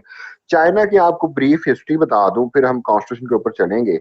चाइना जो है उसके अंदर पहले मोनार्की थी 1911 से पहले। सो 1911 से ऑनवर्ड जो है 1911 में वहां पर एक रेवोल्यूशन आया। डॉक्टर सन यात सेन का जो है वो रेवोल्यूशन था, जिसके अंदर मोनार्की को जो है वो अबॉलिश किया गया। उसकी पावर्स को जो है वो बहुत हद तक कर्टेल किया गया, और चाइना ने अपना जो वो मॉडर्नाइजेशन का एक सफर शुरू किया।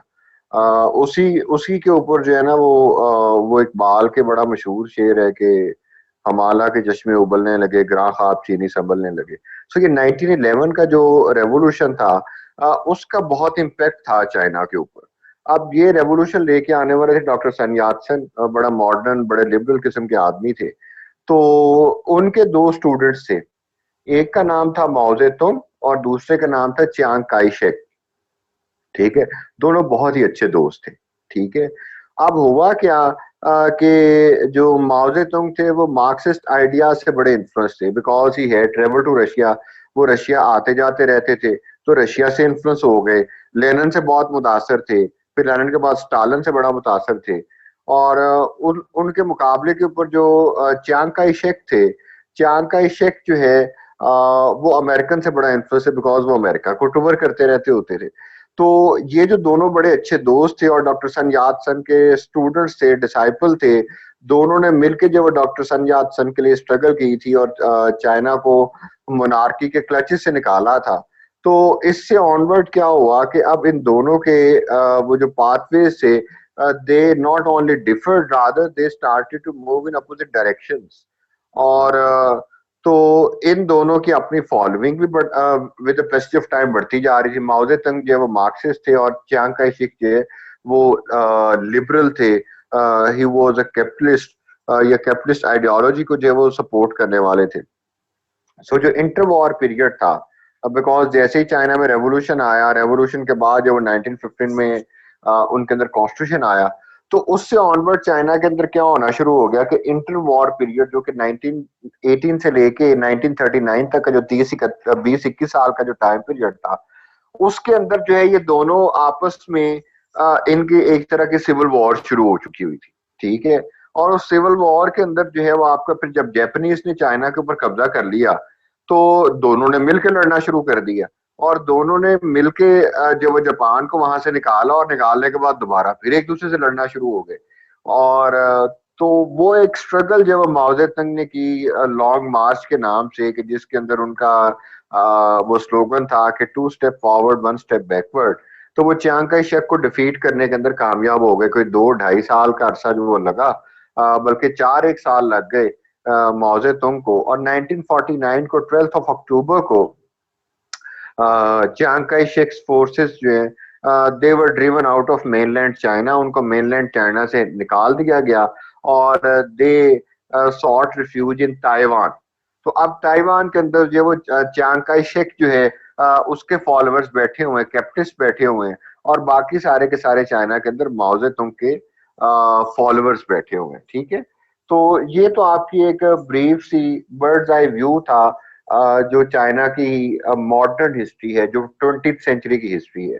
सो उससे ऑनवर्ड जो है वो फिर 1949 से ऑनवर्ड चाइना ने 3 जो है वो कॉन्स्टिट्यूशन दिए। एक 1954 के अंदर जो कि माओ जेतुंग ने जो है वो आपका वो जो रेड बुक जो है वो मशहूर है माओ जेतुंग की।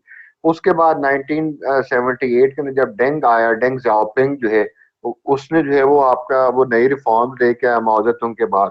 लेकिन वो कोई इतना अच्छा एक्सपेरिमेंट साबित नहीं हो सका, और फिर 1982 के अंदर जो कॉन्स्टिट्यूशन बना वो आज के दौर के अंदर भी चला आ रहा है, ठीक है जी। अब इसके बाद अगली जो चीज है कि ये जो प्रीवियस कॉन्स्टिट्यूशन थे उसके मुकाबले के अंदर जो है ये कॉम्प्रिहेंसिव वन है। माओ जेतुंग का जो 54 का जो कॉन्स्टिट्यूशन जिसको रेड बुक बोलते हैं वो बड़ा छोटा सा है, 78 का भी बड़ा ब्रीफ है, ये काफी डिटेल्ड है, ठीक है। और इसके अंदर 138 आर्टिकल्स है, ठीक है। और ये जो है उसको लाने की वजह जो है वो क्या थी कि आपका जो to meet the need for reforms. अब रिफॉर्म्स कौन सी थी जो डेंग सियाओपिंग जो है वो लेके आए थे। एक चीज ध्यान में रखिए कि माओ जेतुंग जो है उन्होंने चाइना को लिबरेट तो किया, और वो बड़ी सोशलिस्ट जो है वो एक्सक्यूज मी, वो बड़े सोशलिस्ट आइडियाज के मालिक थे। लेकिन क्या हुआ कि उन्होंने वो शुरू के अंदर तो चाइना उनके अंडर जो वो डेवलप करता रहा, लेकिन 1966 से लेकर 1975 तक के जो 9 इयर्स का जो कल्चरल रेवोल्यूशन था जो माओ जेतुंग ने शुरू किया, कि जिसके अंदर उन्होंने फोर्स किया कि अर्बन एरियाज के लोग जो रूरल एरियाज के अंदर जाके काम करें, रूरल एरियाज के लोग जो वो अर्बन एरियाज में आके काम करें, ताकि पॉपुलेशन के अंदर होमोजेनिटी आए, लोग जो वो एक जैसे हों। तो उसका नुकसान हुआ, इकोनॉमिक ग्रोथ जो वो बहुत स्लो हो गई, और उसके मुकाबले के ऊपर गवर्नमेंट का जो पावर थी या जो गवर्नमेंट की क्लचेस थी ओवर इंडिविजुअल्स बड़ी स्ट्रांग हो गई, और उसके अगेंस्ट जो बड़ी रिजेंटमेंट आती थी, बड़ा उसको बुरा भला समझा जाता था। तो क्या हुआ कि डेंग जियाओपिंग एक शख्स आए जिन्होंने रिफॉर्म्स की चाइना के अंदर, ठीक है। और वो रिफॉर्म्स जो है वो लिबरल रिफॉर्म्स थी। लिबरल रिफॉर्म से मुराद ये है कि उन्होंने इकोनॉमी को जो है करना शुरू किया, लिबरेट करना शुरू किया। उन्होंने जो गवर्नमेंट का जो होल्ड था वो कम करना शुरू किया, और उन चीजों को चलाने के लिए फिर जरूरी ये था कि कॉन्स्टिट्यूशन को भी बदला जाए, बिकॉज कॉन्स्टिट्यूशन के अंदर तो गवर्नमेंट की बहुत ज्यादा पावर्स थी, और उन पावर्स के नतीजे के अंदर जो वो डेंग जियाओपिंग जो वो कुछ भी नहीं कर पा रहे थे। तो उनके रिफॉर्म के एजेंडा को मटेरियलाइज करने के लिए, उसको चलाए रखने के लिए जो है ये कॉन्स्टिट्यूशन आया हुआ है, ठीक है जी। और इस कॉन्स्टिट्यूशन के अंदर जो है ये एक सोशलिस्ट कॉन्स्टिट्यूशन है, ठीक है। इसके अंदर सोशलिज्म का जो है वो उसके प्रिंसिपल्स को इनकॉर्पोरेट किया गया। अब सोशलिज्म क्या है?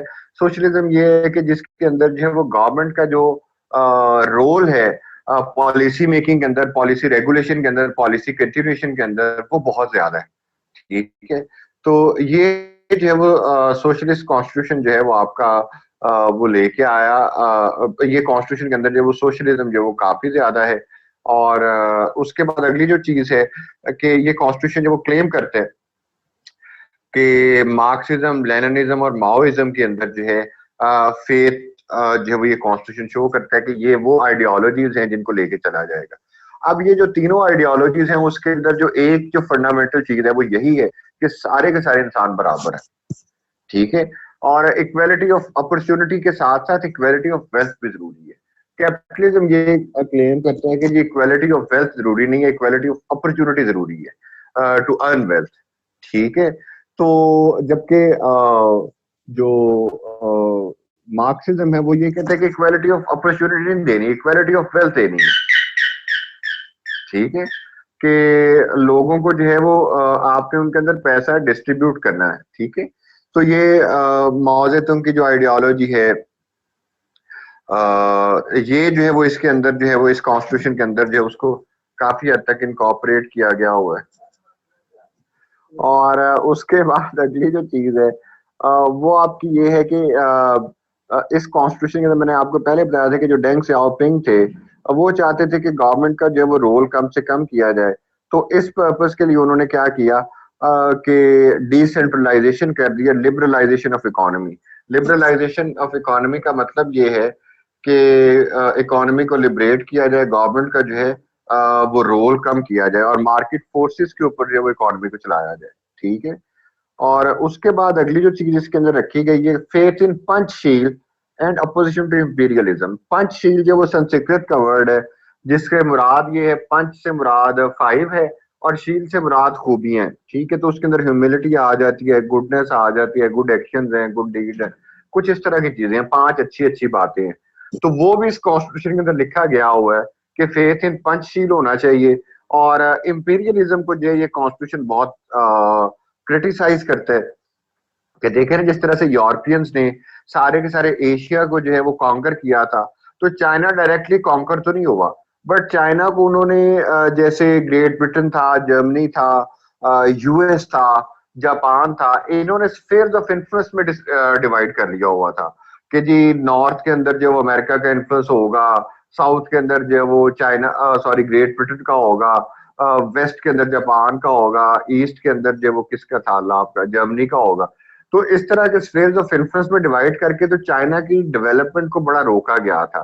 और फिर चाइना से मैसिव अमाउंट के अंदर जो वो ओपियम वगैरह लेके तो उसको मेडिसिन के अंदर यूज किया जाता था, फिर ड्रग्स के तौर पर भी यूज किया जाता था। तो चाइनीज को इसका बड़ा नुकसान हुआ कि वो सारे के सारे एडिक्ट हो गए थे और उनके अपने किसी भी रिसोर्स के ऊपर जब उनका कब्जा नहीं रहा था। तो इस चीज को देखते हुए जब वो इंपीरियलिज्म को चाइनीज जो वो बहुत बुरा समझते हैं और वो उन्होंने शायद ये दुनिया के अंदर जो वो वाहिद कॉन्स्टिट्यूशन है जिसने इंपीरियलिज्म को अपने कॉन्स्टिट्यूशन के अंदर जो वो क्रिटिसाइज किया हुआ है। It becomes an extra constitutional matter, ये कॉन्स्टिट्यूशनल मैटर नहीं रहता, लेकिन फिर भी जो है उन्होंने इसको जो वो उसका जिक्र किया हुआ है। उसके बाद जो है वो आपका रिटन एंड एनेक्टेड कॉन्स्टिट्यूशन है, लिखा हुआ है एंड एनेक्ट हुआ है, पास हुआ है किसी कॉन्स्टिट्यूंट असेंबली या किसी कॉन्स्टिट्यूशन कमीशन ने या किसी लेजिस्लेटिव असेंबली ने इसको पास किया हुआ है, ठीक है।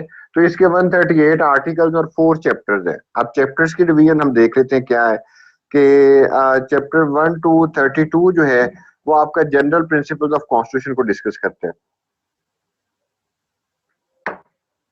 जो हम अभी ऊपर डिस्कस कर चुके हैं कि जी माओइज्म होना चाहिए, लेनिनिज्म होना चाहिए, पंचशील है, इंपीरियलिज्म, तो ये इन चीजों को डिस्कस करते हैं। आर्टिकल जो है वो 33 टू 55 जो है वो आपका डील कर रहा है राइट्स एंड ड्यूटीज को। 56 टू 135 जो है वो आपका जो गवर्नमेंट के जो ऑर्गन्स हैं उनको डील कर रहा होता है। और आखिरी जो है वो जो मेरे ख्याल में जो 136 टू 138 आर्टिकल है वो शायद इमरजेंसी के हवाले से, वो मैं लिखना भूल गया हूँ। और उसके बाद जो है वो आपका ये कॉन्स्टिट्यूशन रिजिड भी है और फ्लेक्सिबल भी है। रिजिड कैसा है कि इसको जो उनकी जो लेजिस्लेचर है, जो नेशनल पीपल्स रिपब्लिक है, उसकी 2/3 मेजोरिटी चाहिए होती है, ठीक है। अब वो ये शायद दुनिया की सबसे बड़ी लेजिस्लेचर है जिसकी तादाद कोई 3000 मेंबर्स होती है। सो 3000 मेंबर्स में से 2/3 को कन्विंस करना, 2000 बंदे को कन्विंस करना जो वो आसान नहीं होता, ठीक है। तो ये एक बहुत बड़ा मसला है। और नंबर 2 के ऊपर अब उसके बाद अगली जो चीज इसके अंदर आती है कि जो इसको फ्लेक्सिबल बनाती है वो क्या है कि आपका इसके अंदर एक ही हाउस है, ये यूनिकैमरल लेजिस्लेचर है। नेशनल पीपल्स रिपब्लिक जो है ना चाइना की जो है ये सॉरी नेशनल पीपल्स कांग्रेस जो है ये यूनिकैमरल लेजिस्लेचर है, एक ही हाउस है। जैसे पाकिस्तान के दो हाउस है ना कि एक हाउस से 2/3 मेजोरिटी मिल जाए, दूसरे से ना मिले तो बड़ा मसला हो जाता है। तो उनका ये है कि चूंकि एक ही हाउस है तो 2/3 मेजोरिटी जो है वो अगर मिल गई तो बस प्रोसेस खत्म हो गया। तो ये उसको फ्लेक्सिबल बनाता है। उसके बाद जो है क्योंकि यहाँ पर कम्युनिस्ट पार्टी उसकी बड़ी डोमिनेशन है, एक ही सिंगल पार्टी एग्जिस्ट करती है, तो उनका जो लाइन ऑफ थॉट है वो बड़ा सिमिलर है सारे के सारे चाइनीज का, कि एक ही पॉलिटिकल पार्टी के इन्फ्लुएंस के अंदर होते हैं, पार्टी लाइन जो हो सारे के सारे लोग उसी को फॉलो कर रहे होते हैं। तो इस चीज को देखते हुए जो है वो आपका मतलब वो बड़ा फ्लेक्सिबल सा कॉन्स्टिट्यूशन है। इस तरह से तो अगर आपका 80% भी आप वोट रखते हैं ना, कि 4/5 भी वो भी शायद आ जाए, क्योंकि सारे लोग सोच ही एक तरह से रहे। और उसके बाद जो वो जो स्टेट का जो करेक्टर है वो भी यूनिटरी है, कि सारे के सारे लोग जो उनको एक तरह से ट्रीट किया जाता है। और अपोजिशन नाम की तो कोई चीज चाइना में एग्जिस्ट ही नहीं करती। तो इस लिहाज से ये कॉन्स्टिट्यूशन बड़ा फ्लेक्सिबल है। अब इस कॉन्स्टिट्यूशन के अंदर रिपब्लिकनिज्म को जो है वो आपका रिस्टोर किया गया है। जो 1978 का कॉन्स्टिट्यूशन था उसके अंदर जो है वो प्रेसिडेंट साहब का ओहदा खत्म कर दिया गया था। सो 1982 के अंदर उसको रिज्यूम किया गया, उसको दोबारा शुरू किया गया। तो इस लिहाज से जो आपका रिपब्लिकनिज्म जो वो रिस्टोर हो चुका हुआ है। उसके बाद ये जो स्टेट है वो आपकी फेडरल स्टेट नहीं है बल्कि यूनिटी स्टेट है। इसका मतलब ये है कि फेडरेटिव सॉरी जो कंपोजिट यूनिट हैं जो चाइनीज स्टेट के, उनकी अपनी कोई अलग से गवर्नमेंट एग्जिस्ट नहीं करती, बल्कि सारी की सारी जो गवर्नमेंट्स हैं वो आपकी होती हैं, एक ही सिंगुलर गवर्नमेंट है जो कि पूरे के पूरे चाइना को जो वो रूल कर रही है। और उसके बाद जो है वो provision regarding economic policies, economic policies को स्पेशली कॉन्स्टिट्यूशन के अंदर मेंशन किया गया है कि वो आपका क्या है कि जी आपका सोशलिस्ट इकोनॉमी के अंदर कि जी सरकार करेगी जो काम करेगी। तो आपने देखा कि कोविड के अंदर जो वो बाकी सारे के सारी नेशन जो फेल हो गई, उस तरह से रिस्पॉन्ड नहीं कर सकी जिस तरह से चाइना ने किया। चाइना की पॉलिसीज को देखते हुए बाकी कंट्रीज ने अपनी पॉलिसीज बनाई। चाइना के लिए वो बिल्कुल जो वो नई चीज थी। तो वो जो वो चाइना का जो रिस्पांस था वो दुनिया में शायद सबसे ज्यादा सक्सेसफुल था, कि उन्होंने अपनी गवर्नमेंट मशीनरी को फौरी तौर पर मोबिलाइज करवाया और उसको जो वो डिफीट किया कोरोना कोविड को। तो वो जो है वो अपनी इन पॉलिसीज को जो सोशलिस्ट पॉलिसीज है उनको जो है वो लेके चल रहे हैं। और प्राइवेट सेक्टर की भी जो उन्होंने थोड़ा बहुत जो उसकी एक्सेप्टेंस उसकी इमरजेंस को एक्सेप्ट कर लिया हुआ है। उसके बाद पार्लियामेंट्री सिस्टम है। पार्लियामेंट्री सिस्टम किस तरह से वो मैं आपको बताता हूँ कि जो स्टेट काउंसिल है जो कि मिनिस्टर्स की होती है वो रियल एग्जेक्टिव है and high organ of the state administration है। वो जैसे यूके की कैबिनेट है ना, इसी तरीके से उनकी स्टेट काउंसिल है जिसके अंदर जो वो उनके डेप्यूटीज या जो मिनिस्टर्स होते हैं उनका वो होते हैं। और उसके बाद ये है कि आपका जिस तरीके से यूके के अंदर हाउस ऑफ कॉमन्स जो है वो इलेक्ट कर रहा होता है प्रीमियर को या प्राइम मिनिस्टर को, इसी तरीके से अमेरिका के चाइना के अंदर भी जो नेशनल पीपल कांग्रेस है वो अपनी मीटिंग के अंदर जो वो प्राइम मिनिस्टर को चूज करती है।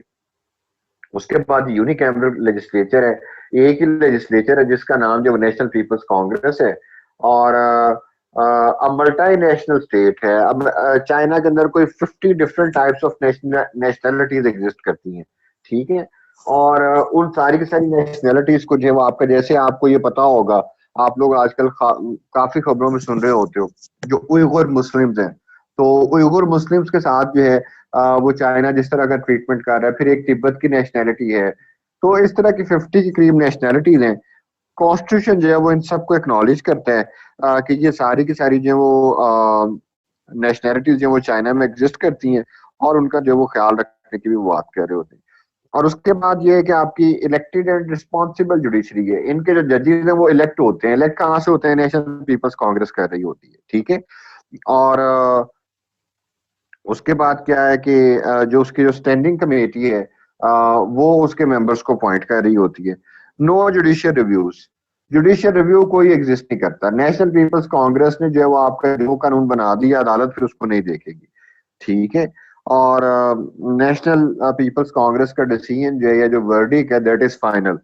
और डेमोक्रेटिक सेंट्रलिज्म है, डेमोक्रेसी है, लोग इलेक्शंस के जरिए आते हैं, लेकिन सेंट्रल गवर्नमेंट बड़ी स्ट्रांग है।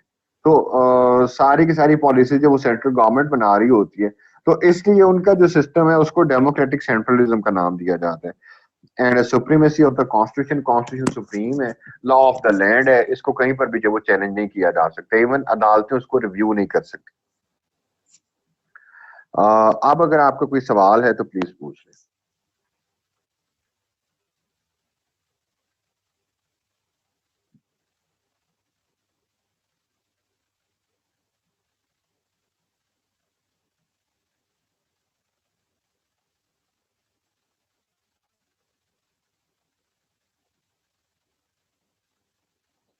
साजिद साहब, आपका क्वेश्चन आया हुआ था डिसेंट्रलाइजेशन एंड लिबरलाइजेशन।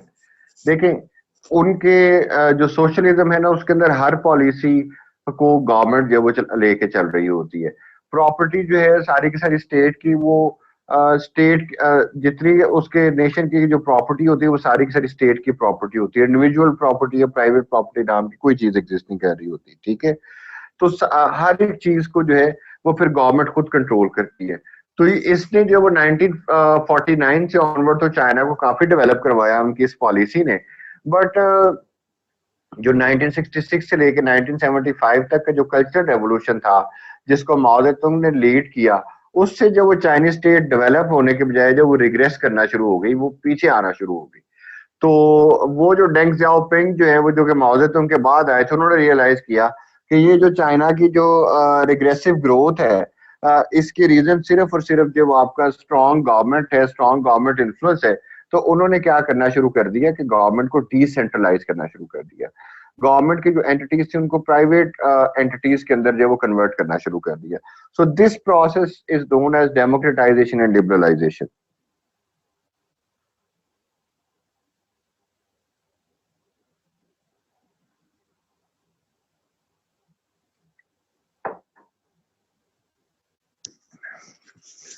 देखें जी,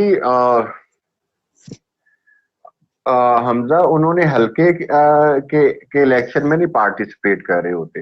वो पार्टी की सीट्स के ऊपर जो है वो आपका इलेक्शन में compete कर रहे होते हैं। कि लेट्स सपोज के जी, वो पार्टी ना उनकी हायरार्किकल पार्टी है, ठीक है, बिल्कुल ग्रास रूट लेवल से शुरू होती है और एंड तक जाती है, ठीक है। तो उनकी ये जो कंपटीशन होता है वो हल्के, ऑल दो कि वो आपका कॉन्स्टिट्यूंसी उनकी उस तरह से बन रही होती है, लेकिन वो सीट्स के ऊपर होता है कि पार्टी की जो वो सीट्स के ऊपर जो वो इलेक्शन हो रहे होते हैं। हमजा साहब, मैंने बताया ना कि वो सीट्स के लिए हैं, ठीक है। आप जैसे आप मतलब अगर कह दें कि जी प्राइम मिनिस्टर तो एक ही है, तो उसके लिए इलेक्शन क्यों हो रहे हैं?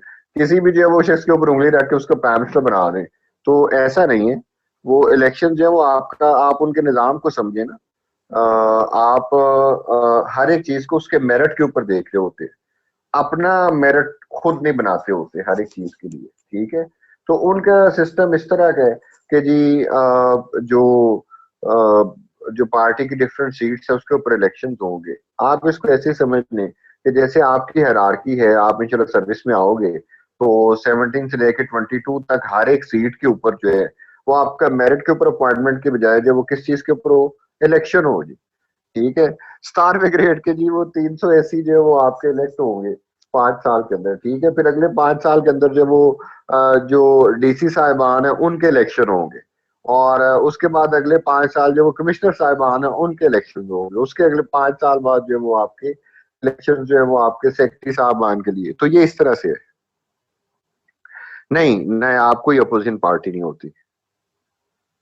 नहीं साजिद, डेमोक्रेसी से तो बिल्कुल डिफरेंट नहीं है। रादर वो लोग ये समझते हैं, वो ये समझते नहीं, सिर्फ क्लेम भी करते हैं कि जो सोशल डेमोक्रेसी है दैट इज बेस्ट डेमोक्रेसी। वो ये कहते हैं कि ये जो दूसरी जो आपकी कैपिटलिस्ट कंट्रीज के अंदर जो डेमोक्रेसी है, इसके अंदर तो आपका सिर्फ और सिर्फ जो वो अमीर आदमी पार्टिसिपेट कर सकते हैं, जबकि उसके अंदर ऐसा नहीं है। उसके अंदर कोई भी शख्स पार्टिसिपेट कर सकते हैं।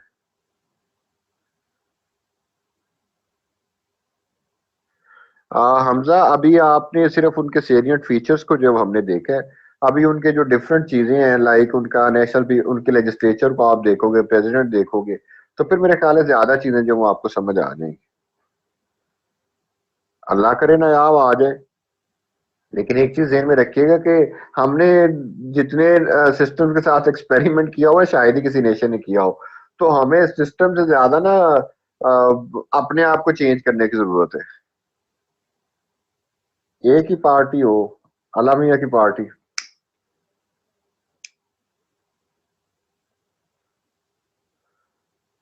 दानिया एनपीसी के मेंबर्स के इलेक्शन के बारे में कॉन्स्टिट्यूशन में कुछ नहीं लिखा हुआ। तो वो जो है ना, वो हर एक इलेक्शन के अंदर जो उनका नया ही तरीका आ रहा होता है, कॉन्स्टिट्यूशन इसके ऊपर खामोश है। साजिद वो देखें, उनका ना सिस्टम जो है, वो चूंकि वन पार्टी सिस्टम है, हायरार्की है, तो वो फिर जो प्रोफेशनल्स हैं उनके आने के चांसेस ज्यादा होते हैं। ठीक है, क्योंकि seats and different administrative post होती हैं, तो उसके अंदर जब वो फिर वो लोगों को भी पता होता है कि इसने ये काम करना है, तो ये बंदा ज्यादा सूटेबल है, तो इस तरह से वो जो है वो टेक्नोक्रेट ज्यादा आ जाते हैं। जी उस्मान, पूरा मुल्क ही एक जैसा है।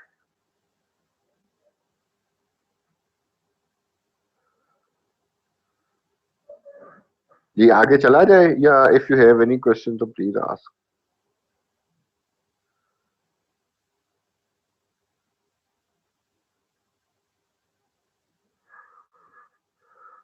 जी आगे पढ़े जी। वैसे तो हमने मार्क्सिज्म पढ़ना है, तो मैंने आपसे पहले भी प्रॉमिस किया था कि उस वक्त आपको ज्यादा बेहतर तौर पर समझ आएगा, लेकिन मैं आपको अभी चूंकि आप लोग शायद फंस रहे हैं इस चीज के अंदर, तो मैं आप लोगों को इसका डिफरेंस समझा देता हूँ। देखिए जी, जो कैपिटलिज्म है ना, उसके अंदर जो कार्डिनल प्रिंसिपल है, जो बुनियादी उसूल है, वो प्राइवेट प्रॉपर्टी है। ठीक है, कि हर एक शख्स को ये इख्तियार हासिल है कि वो अपनी एबिलिटी को देखते हुए जितनी दौलत चाहे कमा सकते हैं, जितनी प्रॉपर्टी चाहे बना सकते हैं। रियासत का उसके ऊपर जो वो कोई दखल नहीं होना चाहिए। रियासत अगर कोई काम करेगी, स्टेट अगर कोई काम करेगी, तो वो सिर्फ और सिर्फ इंफ्रास्ट्रक्चर बनाने की हद तक करेगी। ठीक है, स्टेट जो है वो आपका, या गवर्नमेंट जो वो रेगुलेट कर सकती है, ठीक है, वो भी एक लिमिटेड हद तक। और इकोनॉमी को मार्केट फोर्सेस के ऊपर छोड़ देना चाहिए। अब मार्केट फोर्सेस क्या है? वो डिमांड एंड सप्लाई है। ठीक है, तो इनको इकोनॉमी की नेचर को डिफाइन करना होगा। ठीक है, ये तो है कैपिटलिज्म। ठीक है, इसको ये दुनिया में पहले से एग्जिस्ट करता आ रहा है, और इसको जो मॉडर्न जो कैपिटलिज्म है, उसको एडम स्मिथ ने जो है वो जो है उसको बढ़ावा दिया अपनी किताब द वेल्थ ऑफ नेशंस के अंदर। और तो इसके मुकाबले के अंदर मार्क्सिज्म है। मार्क्सिज्म प्राइवेट प्रॉपर्टी के अंदर बिलीव नहीं करता। वो ये कहते हैं कि प्राइवेट प्रॉपर्टी ही सारी की सारी एक्सप्लॉयटेशन की जड़ है। ठीक है, अब कैपिटलिज्म क्या कहते हैं कि जी अगर जो प्राइवेट प्रॉपर्टी जब आप देंगे लोगों को, ये तो उनको इंसेंटिव होगा कि एक शख्स ने एक फैक्ट्री लगाई है, तो वो क्या करेगा कि उसमें से प्रॉफिट कमा के दूसरी फैक्ट्री लगाएगा, दो फैक्ट्रियों से प्रॉफिट कमा के तो चार फैक्ट्रियां लगाएगा। ठीक है, तो इस तरीके से जो है वो आपका he would become an engine of growth. ठीक है, कि उसकी फैक्ट्री लगाने से लोगों को जब वो रोजगार मिलेगा और लोगों की इनकम बढ़ेगी, प्लस ये कि ज्यादा उसकी फैक्ट्रियां लगाने से चीजों की प्रोडक्शन भी ज्यादा होगी और प्राइस कम हो जाएगी, साथ में लोगों की इनकम भी बढ़ रही है, तो ओवरऑल सोसाइटी ग्रो कर जाएगी। This is capitalism. इसके मुकाबले के अंदर मार्क्सिज्म जो वो ये कहते हैं कि सारी के सारे मसाइल की जड़ प्राइवेट प्रॉपर्टी है। कि वो जो शख्स जो प्राइवेट प्रॉपर्टी बनाता है, वो प्राइवेट प्रॉपर्टी जो है वो जो उसकी जब बढ़ती है, तो वो सोसाइटी का बेनिफिट नहीं होता, रादर वो उस इंडिविजुअल का बेनिफिट होता है। वेल्थ जो है वो लोगों के अंदर डिस्ट्रीब्यूट होने के बजाय कुछ हाथों के अंदर जो वो कंसंट्रेट हो जाती है, और जिन हाथों के अंदर कंसंट्रेट हो रही होती है वो बाकी लोगों को एक्सप्लॉइट कर रहे होते हैं। ठीक है, इसकी एग्जांपल वो देते हैं कि जी आपका, लेट सपोज के एक पोइट, वो ये कहते हैं कि जी दुनिया के अंदर हर शख्स जो वो पैसा कमाने के लिए नहीं पैदा हुआ। ठीक है, सिर्फ कुछ लोगों के अंदर जो वो ये एबिलिटी होती है कि वो पैसा कमाने के अंदर बड़े तेज होते हैं, जबकि सोसाइटी के अंदर सिर्फ पैसा कमाना ही तो एक एक स्किल नहीं है। सोसाइटी को शायर की भी जरूरत है, सोसाइटी को आर्टिस्ट की भी जरूरत है, सोसाइटी को पेंटर की भी जरूरत है, सोसाइटी को साइंटिस्ट भी चाहिए, सोसाइटी को कॉबलर भी चाहिए। ठीक है, तो सोसाइटी को सिर्फ बिजनेसमैन तो नहीं चाहिए, सिर्फ एंटरप्रेन्योर तो नहीं चाहिए। तो बिजनेसमैन या एंटरप्रेन्योर क्या करता है कि इन बाकी सारे के सारे लोगों को एक्सप्लॉइट कर रहा होता है। तो मार्क्सिज्म क्या कहते हैं? वो कहते हैं कि जी प्राइवेट प्रॉपर्टी नहीं होनी चाहिए, सोसाइटी की प्रॉपर्टी होनी चाहिए, सोसाइटी को सब कुछ ओन करना चाहिए। और सोसाइटी जो वेल्थ जनरेट कर रही है, वो कुछ लोगों तक जो वो कंसंट्रेट नहीं हो जाना चाहिए, बल्कि उसके बेनिफिट सारे के सारे लोगों को मिलना चाहिए। और सोसाइटी के अंदर लोगों को रिवॉर्ड जो लोगों की एबिलिटीज की बेस के ऊपर नहीं होना चाहिए, नीड की बेसिस के ऊपर होना चाहिए, जरूरियात की बुनियाद के ऊपर। ठीक है, अब देखें ना कि एबिलिटी के अंदर तुझे वो पैसा कमाना एक एबिलिटी है, कुछ लोगों के अंदर अच्छी होती है, बाकी जो मेरे आप जैसे लोग हैं, आप हो सकते हैं कि बड़ा अच्छा पैसा कमाने वाले हो, मैं तो नहीं हूँ।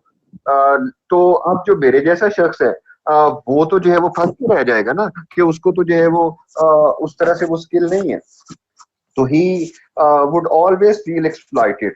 ठीक है, रिलेटिवली उसको भले जितनी मर्जी उसको फैसिलिटीज आप दे दें, लेकिन जब वो देखेगा कि उसके मुकाबले के ऊपर जो एक और शख्स है उसके पास से वो बहुत ज्यादा वेल्थ है, वो फील एक्सप्लॉइटेड। तो वो कहते हैं कि लोगों को आप उनकी एबिलिटीज के मुताबिक रिवॉर्ड नहीं देंगे, इंसेंटिवाइज नहीं करेंगे, बल्कि उनकी नीड्स के मुताबिक। इसकी मैं आपको एक और एग्जांपल देता हूँ कि एक साइंटिस्ट है, ठीक है, लेट सपोज कि वो क्वांटम फिजिक्स के अंदर है और वो नासा के अंदर लगा हुआ है, तो उसकी सैलरी बहुत ज्यादा होगी, ठीक है।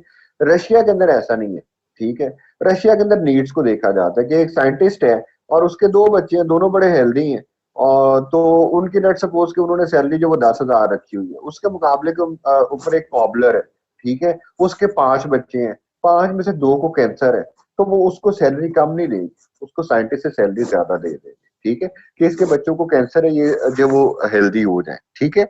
तो ये जो है वो उनका दरमियान बेसिक डिफरेंस है, ठीक है। वो कहते हैं कि जिस सोसाइटी को जो वो कलेक्टिवली काम करना है, ठीक है, एक कम्युनिस्ट सोसाइटी बनानी है, क्लासलेस सोसाइटी बनानी है, सोसाइटी के अंदर से रिच और पुअर का जो वो डिफरेंस खत्म कर देना है, सारे इसके सारे लोगों को इक्वली रिवॉर्ड करना है, ठीक है। तो ये उनके दरमियान बेसिक डिफरेंस है। समझ आ गया साजिद साहब? बाकी लोगों को भी समझ आ गया?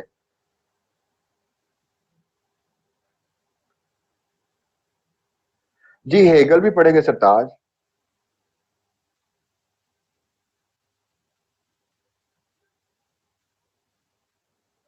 जैनब सही कह रही है। ये बेसिकली आप चाइनीज जो कोटेशन है ना उसका मजाक उड़ा रही है, बिकॉज चाइनीज में कोटेशन ये है, जैनब जो बात कर रही है।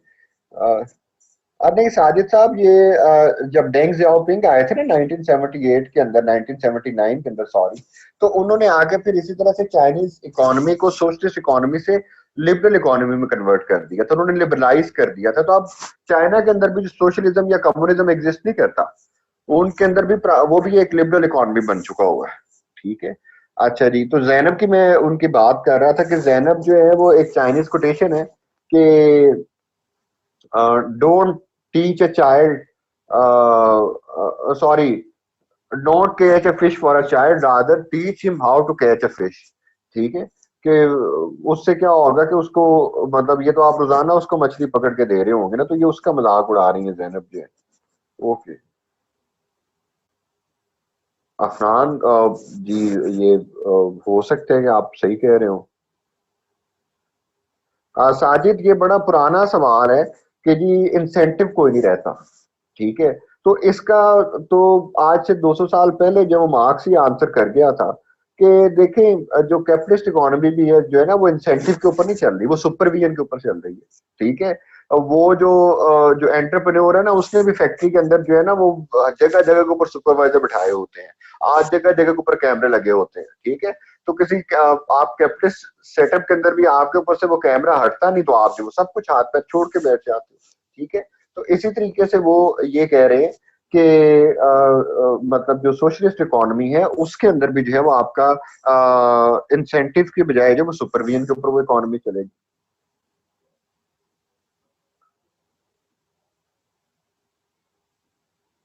हमजा, आपका जो सवाल है, ये एक बड़ा बेसिक सा क्वेश्चन जो वो 1960s के अंदर जो वो हार्वर्ड स्कूल ऑफ जो इकोनॉमिस्ट था उसने रेज किया था। वो ये कहते थे कि फंक्शनल इनइक्वालिटी, वो ये कहते थे कि अगर सोसाइटी के अंदर इनइक्वालिटी होगी तो सोसाइटी ज्यादा डेवलप करेगी। कि आपका जो अगर difference between rich and poor होगा ना, तो रिच जो वो कोशिश करेगा कि ये डिफरेंस जो वो ज्यादा से ज्यादा रहे, तो वो डिफरेंस ज्यादा से ज्यादा करने के लिए क्या करेगा, वो वेल्थ कमाएगा। जो पुअर होगा वो क्या करेगा, कि वो उस डिफरेंस को कम करने के लिए ज्यादा मेहनत करेगा, ठीक है। तो ओवरऑल सोसाइटी जो वो ग्रो करती जाएगी, ठीक है। That that concept is known as functional inequality. तो ये बहुत बुरे तरीके से 70s में दुनिया में नाकाम हो गया था, बिकॉज आप जब इंडस्ट्रियल रेवोल्यूशन आया 1750 से 1850 तक का जो 100 साल था, उस टाइम जो है वो कोई तकरीबन, अगर आप देखें ना, कि जो दुनिया की 80% वेल्थ थी वो कोई 5,000 लोगों के दरमियान जो वो उनके हाथों में कंसंट्रेटेड थी। अब वो नंबर कम होकर 2,000 हो गया आज के दौर के अंदर, ठीक है। कि दुनिया की 80% वेल्थ जो है वो आपका 2,000 लोगों के पास है, ठीक है। तो वो जो फंक्शनल इनइक्वालिटी का कॉन्सेप्ट है वो फेल हो चुका हुआ है। वो उस तरह से वो एग्जिस्ट नहीं करता कि वेल्थ जो वो ज्यादा हाथों में कंसंट्रेट हो गई है, दुनिया में पॉवर्टी बढ़ चुकी है। लेकिन ओवरऑल अगर आप देखें तो दुनिया की वेल्थ बढ़ी है लेकिन पॉवर्टी बढ़ गई है। ठीक है, आप देखें सारे के सारा अफ्रीका जो वो भूखा बैठा हुआ है, लैटिन अमेरिका की क्या सूरत हाल है, एशिया के चंद एक कंट्रीज को आप निकाल दें तो पीछे क्या बचता है, पाकिस्तान जैसे कंट्रीज ही बचते हैं ना। तो ये जो है वो आपका जो फंक्शनल इनइक्वालिटी का कॉन्सेप्ट है, वो यूरोप के अंदर तो शायद किसी हद तक कामयाब रहा, और वैसे उसको भी आई स्टिल डाउट। तो बाकी दुनिया के अंदर तो बहुत बुरे तरीके से वो नाकाम हुआ। शुमाइला 5 रहते हैं। अब आज के दौर के अंदर तो दानिया कोई भी नहीं उस तरह से बचा जो ट्रूली फॉलो कर रहा हो। क्यूबा है, वेनेजुएला है, कुछ चंद एक लेटिन अमेरिकन कंट्रीज है। लेटिन अमेरिकन कंट्रीज को भी अमेरिका ने बहुत बुरे तरीके से वहां पे डिफरेंट कॉन्स्पेरेसीज करके सो कम्युनिज्म वहां से खत्म कर दिया होगा। अच्छा जी, आ जाए चाइनीज कॉन्स्टिट्यूशन के ऊपर।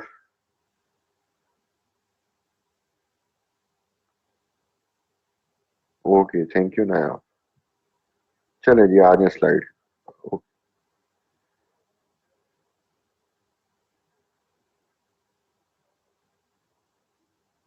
जी दानिया, डेंग जाओपिंग की जो रिफॉर्म्स थी उन्होंने जब वो इस चाइनीज इकोनॉमी को काफी लिबरलाइज कर दिया हुआ।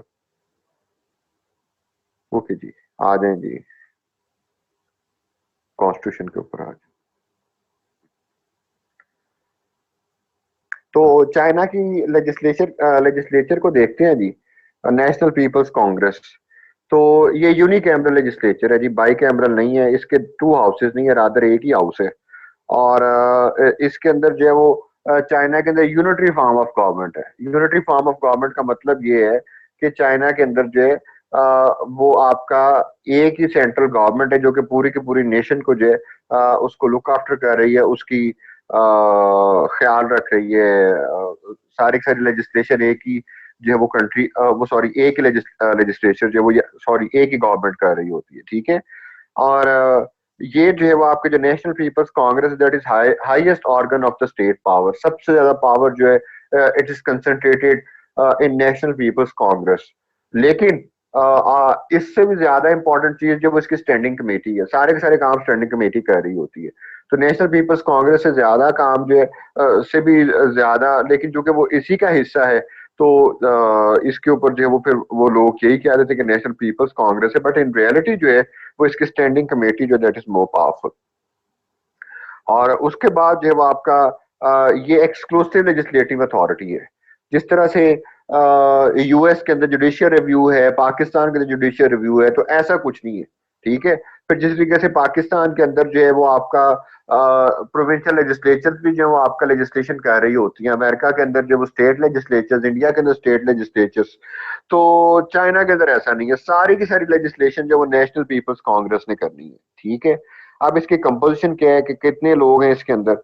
सबसे पहले तो ये है कि कॉन्स्टिट्यूशन जो है वो आपका जो है वो इट्स साइलेंट के जी वो इसके मेंबर कितने होंगे और किस तरह से वो सिलेक्ट होंगे या इलेक्ट होंगे, कॉन्स्टिट्यूशन के अंदर कुछ नहीं लिखा हुआ। तो अब वो क्या होता है कि जो प्रोविंशियल असेंबलीज हैं वो इनडायरेक्टली जो वो लोगों को इलेक्ट करके तो जो भेज देती हैं कि लोग प्रोविंशियल असेंबलीज के मेंबर्स को इलेक्ट करते हैं, और प्रोविंशियल असेंबलीज अपने असेंबली के अंदर से लोगों को इलेक्ट करके तो एनपीसी के अंदर या नेशनल पीपल्स कांग्रेस के अंदर भेज देती है। ठीक है। जो और इसका आपको ये भी पता चलेगा कि हर दफा जो वो इसका नंबर डिफरेंट होता है। मसलन जो 5th एनपीसी थी उसके अंदर कोई 3,456 मेंबर थे। फिर आपका जो मार्च 1998 के अंदर जो एनपीसी थी उसके 2,979 मेंबर्स थे। फिर जो है अच्छा, अब ये है कि जिस तरीके से पाकिस्तान के अंदर जब इलेक्शन होते हैं तो एक फजाई और होती है ना। ठीक है। एक एक्साइटमेंट होती है, पॉलिटिकल टेम्परेचर बहुत हाई होते हैं। अमेरिका के अंदर तो इससे भी ज्यादा है, इंडिया के अंदर तो गांधी मच जाता है, चाइना के अंदर ऐसा कुछ नहीं होता। ठीक है। It's a silent affair. ठीक है। लोगों को बहुत कम जो है वो इसके साथ कंसर्न होता है। ठीक है। और चूंकि ये भी जो है वो इनडायरेक्टली इलेक्ट होके आ रहे होते हैं तो किसी को कोई खास फर्क नहीं पड़ रहा होता। ठीक है। और उसके बाद अगली जो चीज है कि 2008 के अंदर जो अभी हम बात करें तो इसके मेंबर 3,000 हो गए। तो हर एनपीसी जो है उसका नंबर भी मुख्तलिफ होता है और उसका मोड ऑफ इलेक्शन भी जो है वो डिफरेंट होता है। और मोड ऑफ इलेक्शन कौन डिसाइड करता है, वो स्टैंडिंग कमेटी डिसाइड करती है, ठीक है। टेन्योर जिसका 5 साल का होता है, 5 साल के लिए एनपीसी इलेक्ट होती है, और जब एक खत्म हो जाए ना, एनपीसी की टर्म खत्म हो जाए, तो उसके 60 डेज के अंदर, 2 महीने के 2 मंथ्स के अंदर अंदर जो वो इलेक्शंस करवाने होते हैं, ठीक है। और उसके बाद जो है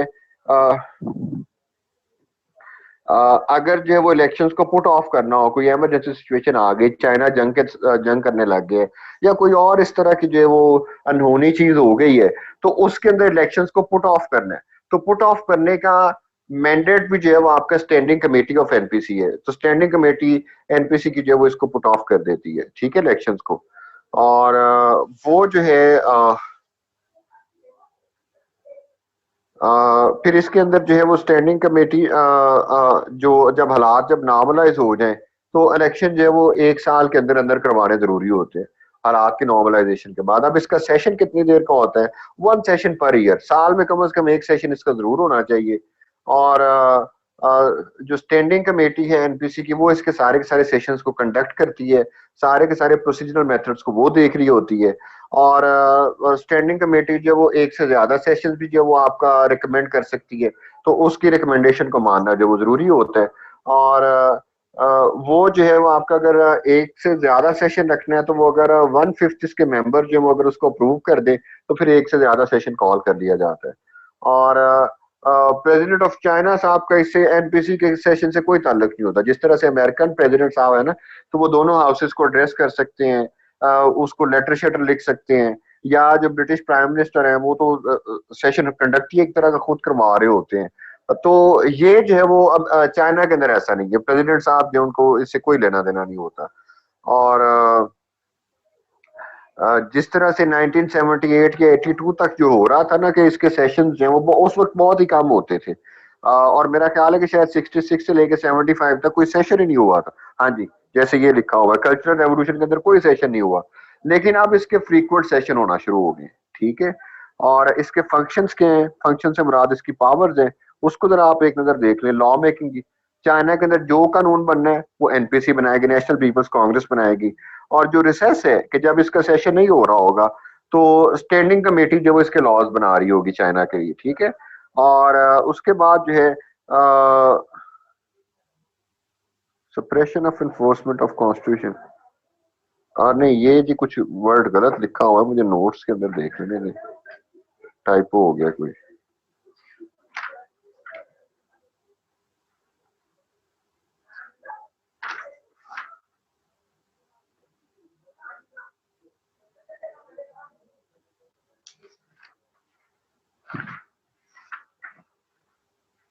एक सेकंड, चाइनीज कॉन्स्टिट्यूशन के लिए चला है। चलें, ये जो टाइपो है इसको मैं फिर बाद में आपको करेक्ट करवा देता हूँ, तो मुझे कहीं मिल नहीं रहा। एक सेकंड, ये आ गया, फंक्शंस के अंदर है।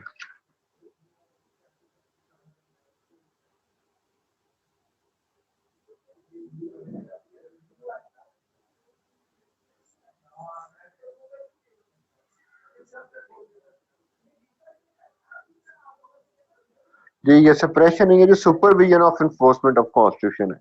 इस वर्ड को आप सारे लोग जो वो ठीक कर रहे हैं, सुपरविजन है जी, कि कॉन्स्टिट्यूशन की जो इन्फोर्समेंट है उसको जो सुपरवाइज करने का जो काम है, वो भी जो वो एनपीसी कर रही होती है। और ये जो इम्पोर्टेंट ऑफिस बेयरर्स है चाइना के अंदर, उनका इलेक्शन भी जो वो एनपीसी कर रही होती है। मसलन प्रेसिडेंट ऑफ चाइना ने जो इलेक्ट होना है वो भी एनपीसी करेगी। प्राइम मिनिस्टर जो चाइना का इलेक्ट होना है वो भी एनपीसी ने करना है। स्टेट काउंसिल से मुराद कैबिनेट है, उनकी जो कैबिनेट है उसको वो स्टेट काउंसिल बोलते हैं, जिससे मुराद मेरे ग्रुप ऑफ मिनिस्टर्स हैं। तो सारे के सारे मिनिस्टर्स को भी जो वो एनपीसी इलेक्ट कर रही होती है। और जो स्टैंडिंग कमेटी के उसके जो मेंबर्स हैं, कुछ 600-700 मेंबर होता है स्टैंडिंग कमेटी का, उसका इलेक्शन भी जो है वो एनपीसी कर रही होती है। फिर जो ऑडिटर जनरल है उसके इलेक्शन भी जो है वो आपका वो एनपीसी कर रही होती है। फिर आपका जो सेंट्रल मिलिट्री कमीशन है उसके सेक्रेटरी जनरल को भी जो है वो आपका एनपीसी इलेक्ट कर रही होती है। और उसके बाद president of Supreme People's Court जो है, जो उनकी सुप्रीम कोर्ट है, उसका भी जो प्रेसिडेंट है उसका इलेक्शन भी एनपीसी के अंदर हो रहा होता है। उसके बाद जो उनका प्रोक्यूरेटर जनरल ऑफ सुप्रीम कोर्ट प्रोक्यूरेट जो है, उसका इलेक्शन भी जो है वो एनपीसी के अंदर हो रहा होता है। और decides upon all members of military commission on the recommendation of its chairman. जितने मिलिट्री कमीशन जो बन रहे होते हैं, जो कि मिलिट्री कमीशन के चेयरमैन की जो जितनी भी रिकमेंडेशन है उनका अप्रूवल भी जो है वो एनपीसी दे रहा होता है। अब कॉन्स्टिट्यूशन के अंदर जो उसकी अमेंडमेंट्स हैं वो ये है कि जितने भी जो कॉन्स्टिट्यूशन को अगर अमेंड करना है तो वो 2/3 मेजोरिटी के साथ जो वो एनपीसी अमेंड करेगी। उसके बाद जो अमेंडमेंट के लिए जो प्रपोजल आ रहा होता है वो स्टैंडिंग कमेटी जो है वो प्रपोजल को मूव कर रही होती है विद 1/5 जो है वो उसकी मेजॉरिटी नंबर के साथ कि 20% जो एनपीसी के मेंबर्स हैं वो उसको उसके लिए वोट कास्ट कर रहे होते हैं। अमेंडमेंट के लिए जो प्रोसीजर जो उसको शुरू कर रहे होते हैं। और उसके बाद आपकी अगली जो चीज है वो आपकी है इकोनॉमिक एंड सोशल प्लानिंग। वो क्या है कि जितनी भी इकॉनमी के हवाले से या सोशल इश्यूज के हवाले से जो प्लानिंग करनी है नेशनल पीपल्स कांग्रेस ने वो सॉरी चाइना ने जितनी भी अपनी सोशल और इकोनॉमिक प्लानिंग करनी होती है वो एनपीसी कर रही होती है। और जो लोग हैं उसका इसके अंदर कोई शेयर नहीं होता, वो एनपीसी जो वो सारे के सारे काम कर रही होती है। बजट के हवाले से बजट मेकिंग सारी की सारी एनपीसी का जो है वो आपका पोर्टफोलियो है। और वो आपका गवर्नमेंट उसको प्रिपेयर करती है और प्रिपेयर करने के बाद एनपीसी के सामने रखा जाता है। एनपीसी उसको या तो अप्रूव कर देती है या अमेंड कर रही होती है। और जो नए प्रोविंसेस बनने हैं या ऑटोनोमस रीजन जो बनने हैं उसकी अप्रूवल भी जो है वो आपका एनपीसी दे रही होती है। जो स्टैट्यूट्स है, स्टैट्यूट से मुराद जो आपका इनेक्टेड लॉ है, ठीक है, वो लॉ जिसको इनेक्ट किया जाए, जिसको पास किया जाए, तो वो स्टैट्यूट्स या जो रेजोल्यूशन जो आपकी एनपीसी के अंदर, इससे मुराद ये कि लेजिस्लेशन का भी सारे का सारा काम जो एनपीसी ने करना है। अब प्रोविंशियल बाउंड्रीज के कौन सा नया सूबा बनाना है, पुराने सूबे को तोड़ के कौन से नए सूबे बनाने हैं या पुराने सूबों को मर्ज करके नया सूबा बनाना है, तो ये भी एनपीसी का फंक्शन है। और वॉर की डिक्लेरेशन या पीस की नेगोशिएशन जो है उसका अप्रूवल भी जो वो एनपीसी दे रही होती है। इससे पहले कि हम लोग स्टैंडिंग कमेटी के ऊपर जाएं तो आप लोग जो वो एनपीसी के हवाले से अगर कोई सवाल है तो प्लीज पूछ ले।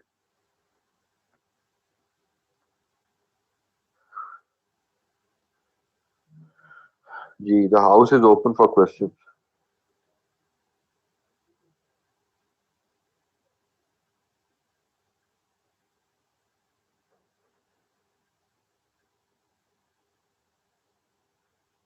जी, अगर कोई सवाल है तो please ask, otherwise I will move on.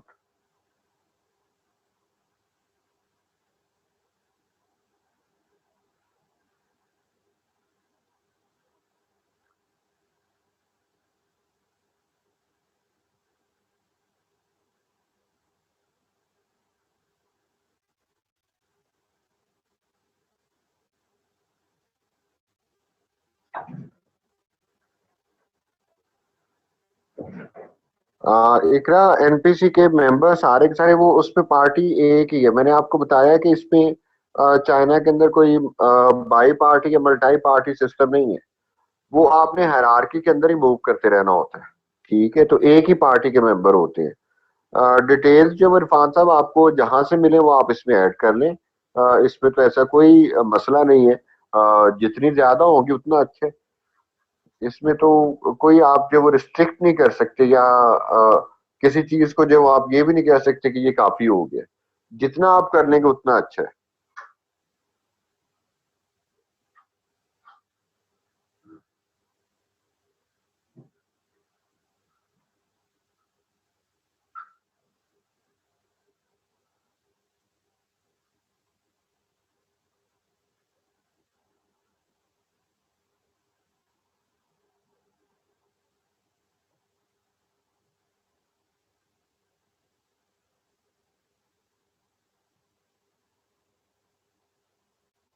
चलिए जी, अब हम उसकी स्टैंडिंग कमेटी को देख लेते हैं। It's a permanent body of NPC. और इसके अंदर जो इसका चेयरमैन होता है, वाइस चेयरमैन होता है, सेक्रेटरी जनरल होता है और अदर मेंबर्स होते हैं। ठीक है, इसके कोई फिक्स मेंबर नहीं होते कि इतने मेंबर्स जो एनपीसी के अंदर होंगे, सॉरी इसकी स्टैंडिंग कमेटी के अंदर होंगे। और ये एनपीसी को रिस्पॉन्सिबल होती है, एनपीसी को इसने आंसर करना होता है। और इस it is presided over by the chairman. इसका जो टेन्योर है वो उतना ही होता है जितना एनपीसी का होता है। तो एक एनपीसी खत्म होने के बाद जो है वो स्टैंडिंग कमेटी भी खत्म हो जाती है और नई एनपीसी के साथ नई स्टैंडिंग कमेटी आ रही होती है। और एनपीसी जो है it can remove standing committee even before the end of tenure. ठीक है, वो एनपीसी जो है वो रिमूव कर देती है सारे के सारे मेंबर्स को। अच्छा जी, उसके बाद अगली जो चीज है, अ, एक सेकेंड जी, या ओके। अब इसके जो फंक्शंस हैं वो ये है कि पहले तो इसके इलेक्टिव फंक्शंस हैं कि इसने सर्टेन इलेक्शंस करने होते हैं। वो इलेक्शंस किस किस के कर रही होती हैं? मिनिस्टर्स के कर रहे हैं, ऑडिटर जनरल का कर रहे हैं, सेक्रेटरी जनरल और स्टेट काउंसिल जो है उनकी। स्टेट काउंसिल से मुराद इनकी कैबिनेट है, तो उसके जो सेक्रेटरी जनरल है उसका भी जो इलेक्शन है वो स्टैंडिंग कमेटी के अंदर हो रहा होता है। और अब अगर लेट सपोज के एनपीसी ने किसी शख्स को प्रीमियर इलेक्ट कर लिया, प्राइम मिनिस्टर इलेक्ट कर लिया, तो स्टैंडिंग कमेटी जो है वो उसके अगेंस्ट नहीं जा सकती। ठीक है, और उसके बाद ये है कि मिलिट्री कमीशन के मेंबर्स जो है उनका इलेक्शन भी जो वो स्टैंडिंग कमेटी कर रही होती है। वाइस प्रेसिडेंट का, प्रेसिडेंट एंड जजेस ऑफ सुप्रीम कोर्ट जो है चाइना की है, फिर जो सुप्रीम कोर्ट का जो प्रोक्यूरेटर जनरल है उसके इलेक्शन भी जो है वो स्टैंडिंग कमेटी कर रही होती है। ये सब कुछ वो उस वक्त कर रही होती है जब एनपीसी सेशन के अंदर नहीं है। ठीक है, एनपीसी का मैंने आपको बताया कि साल के अंदर एक ही सेशन होता है, तो ज्यादा काम उसका जो वो स्टैंडिंग कमेटी कर रही होती है। अब लेट सपोज कि एनपीसी का सेशन नहीं है और प्रेसिडेंट साहब का इलेक्शन करना है, तो स्टैंडिंग कमेटी खुद ही कर देगी। ठीक है, या प्राइम मिनिस्टर साहब का इलेक्शन करना और स्टैंडिंग एनपीसी जो वो उसका सेशन नहीं हो रहा, तो स्टैंडिंग कमेटी खुद ही कर देगी। सो इस लिहाज से स्टैंडिंग कमेटी की जो वो पावर्स बहुत ज्यादा अनलिमिटेड किस्म की हैं। खास तौर पे जब आपकी जो एनपीसी जो उसका सेशन ना हो रहा हो, तो सारे के सारा काम जो वो स्टैंडिंग कमेटी कर रही होती है। ठीक है, अब इसके एग्जेक्टिव फंक्शंस क्या हैं कि आपका एम्बेसडर्स की अपॉइंटमेंट जो है वो इसने करनी है। जो ट्रीटीज की जो है वो रेटिफिकेशन वो इसने देनी है, या अगर किसी ट्रीटी को एब्रोगेट करना है, खत्म करना है, तो वो आपका स्टैंडिंग कमेटी कर रही होगी।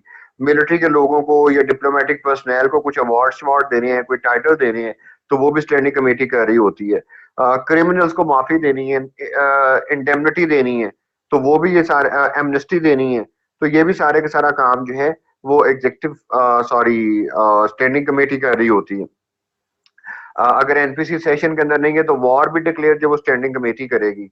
और ट्रूप्स की मोबिलाइजेशन जो वो पार्शली करनी है या कंप्लीटली करनी है, तो वो भी पोर्टफोलियो वो स्टैंडिंग कमेटी का है। आपको जुडिशियल फंक्शंस हैं कि लॉज को इम्प्लीमेंट करना है, तो इंटरप्रेट करना है, तो वो भी काम सारे की तरह स्टैंडिंग कमेटी खुद ही करेगी।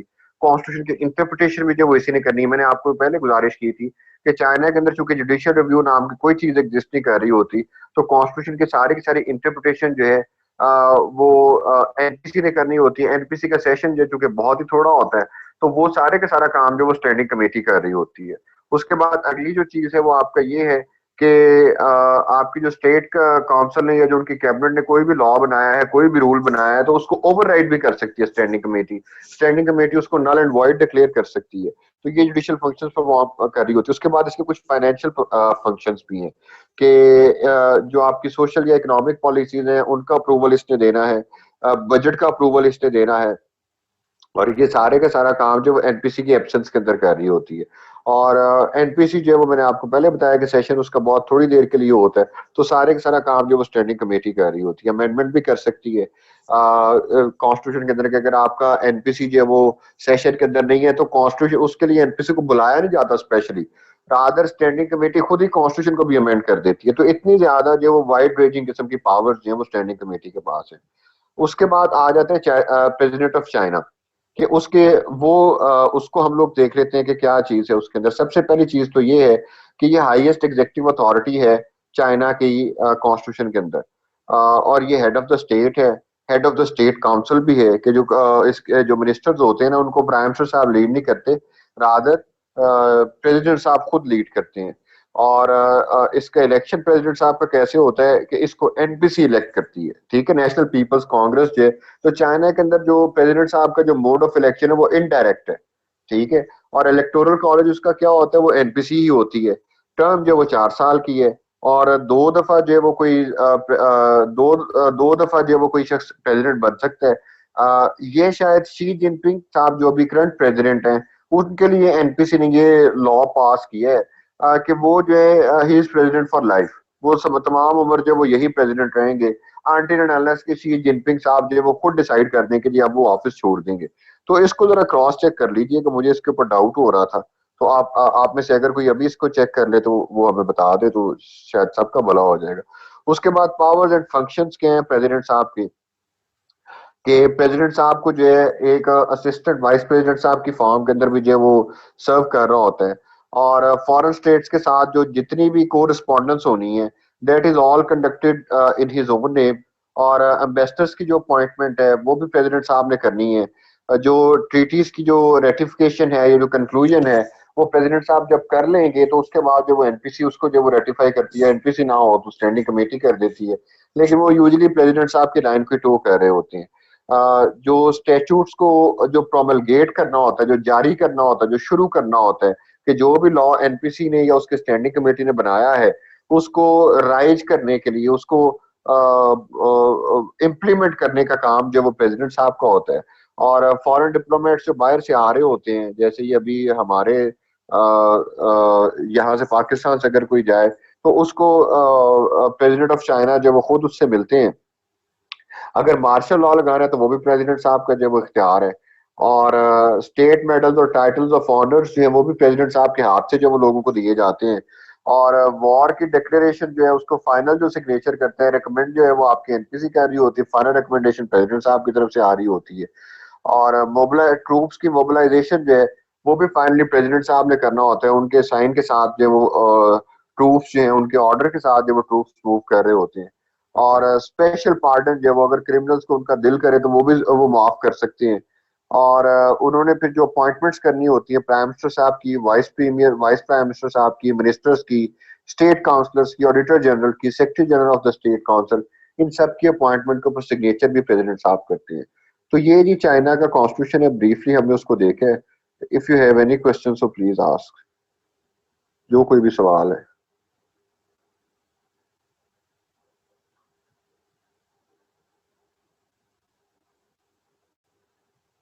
ओके ओके, चले Kiran, thank you very much जी। Okay Jahanur, thank you.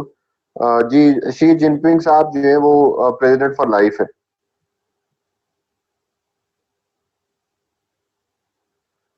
Irfan साहब, क्वेश्चन जो है ना वो एक तो कंपैरिजन का, जो मैं आपसे बार बार कहता हूँ कि जो एनपीसी है इसका कंपैरिजन जो है अब वो अमेरिकन कांग्रेस से किया जा सकता है, इसका कंपैरिजन जो है वो हाउस ऑफ कॉमन्स के साथ किया जा सकता है।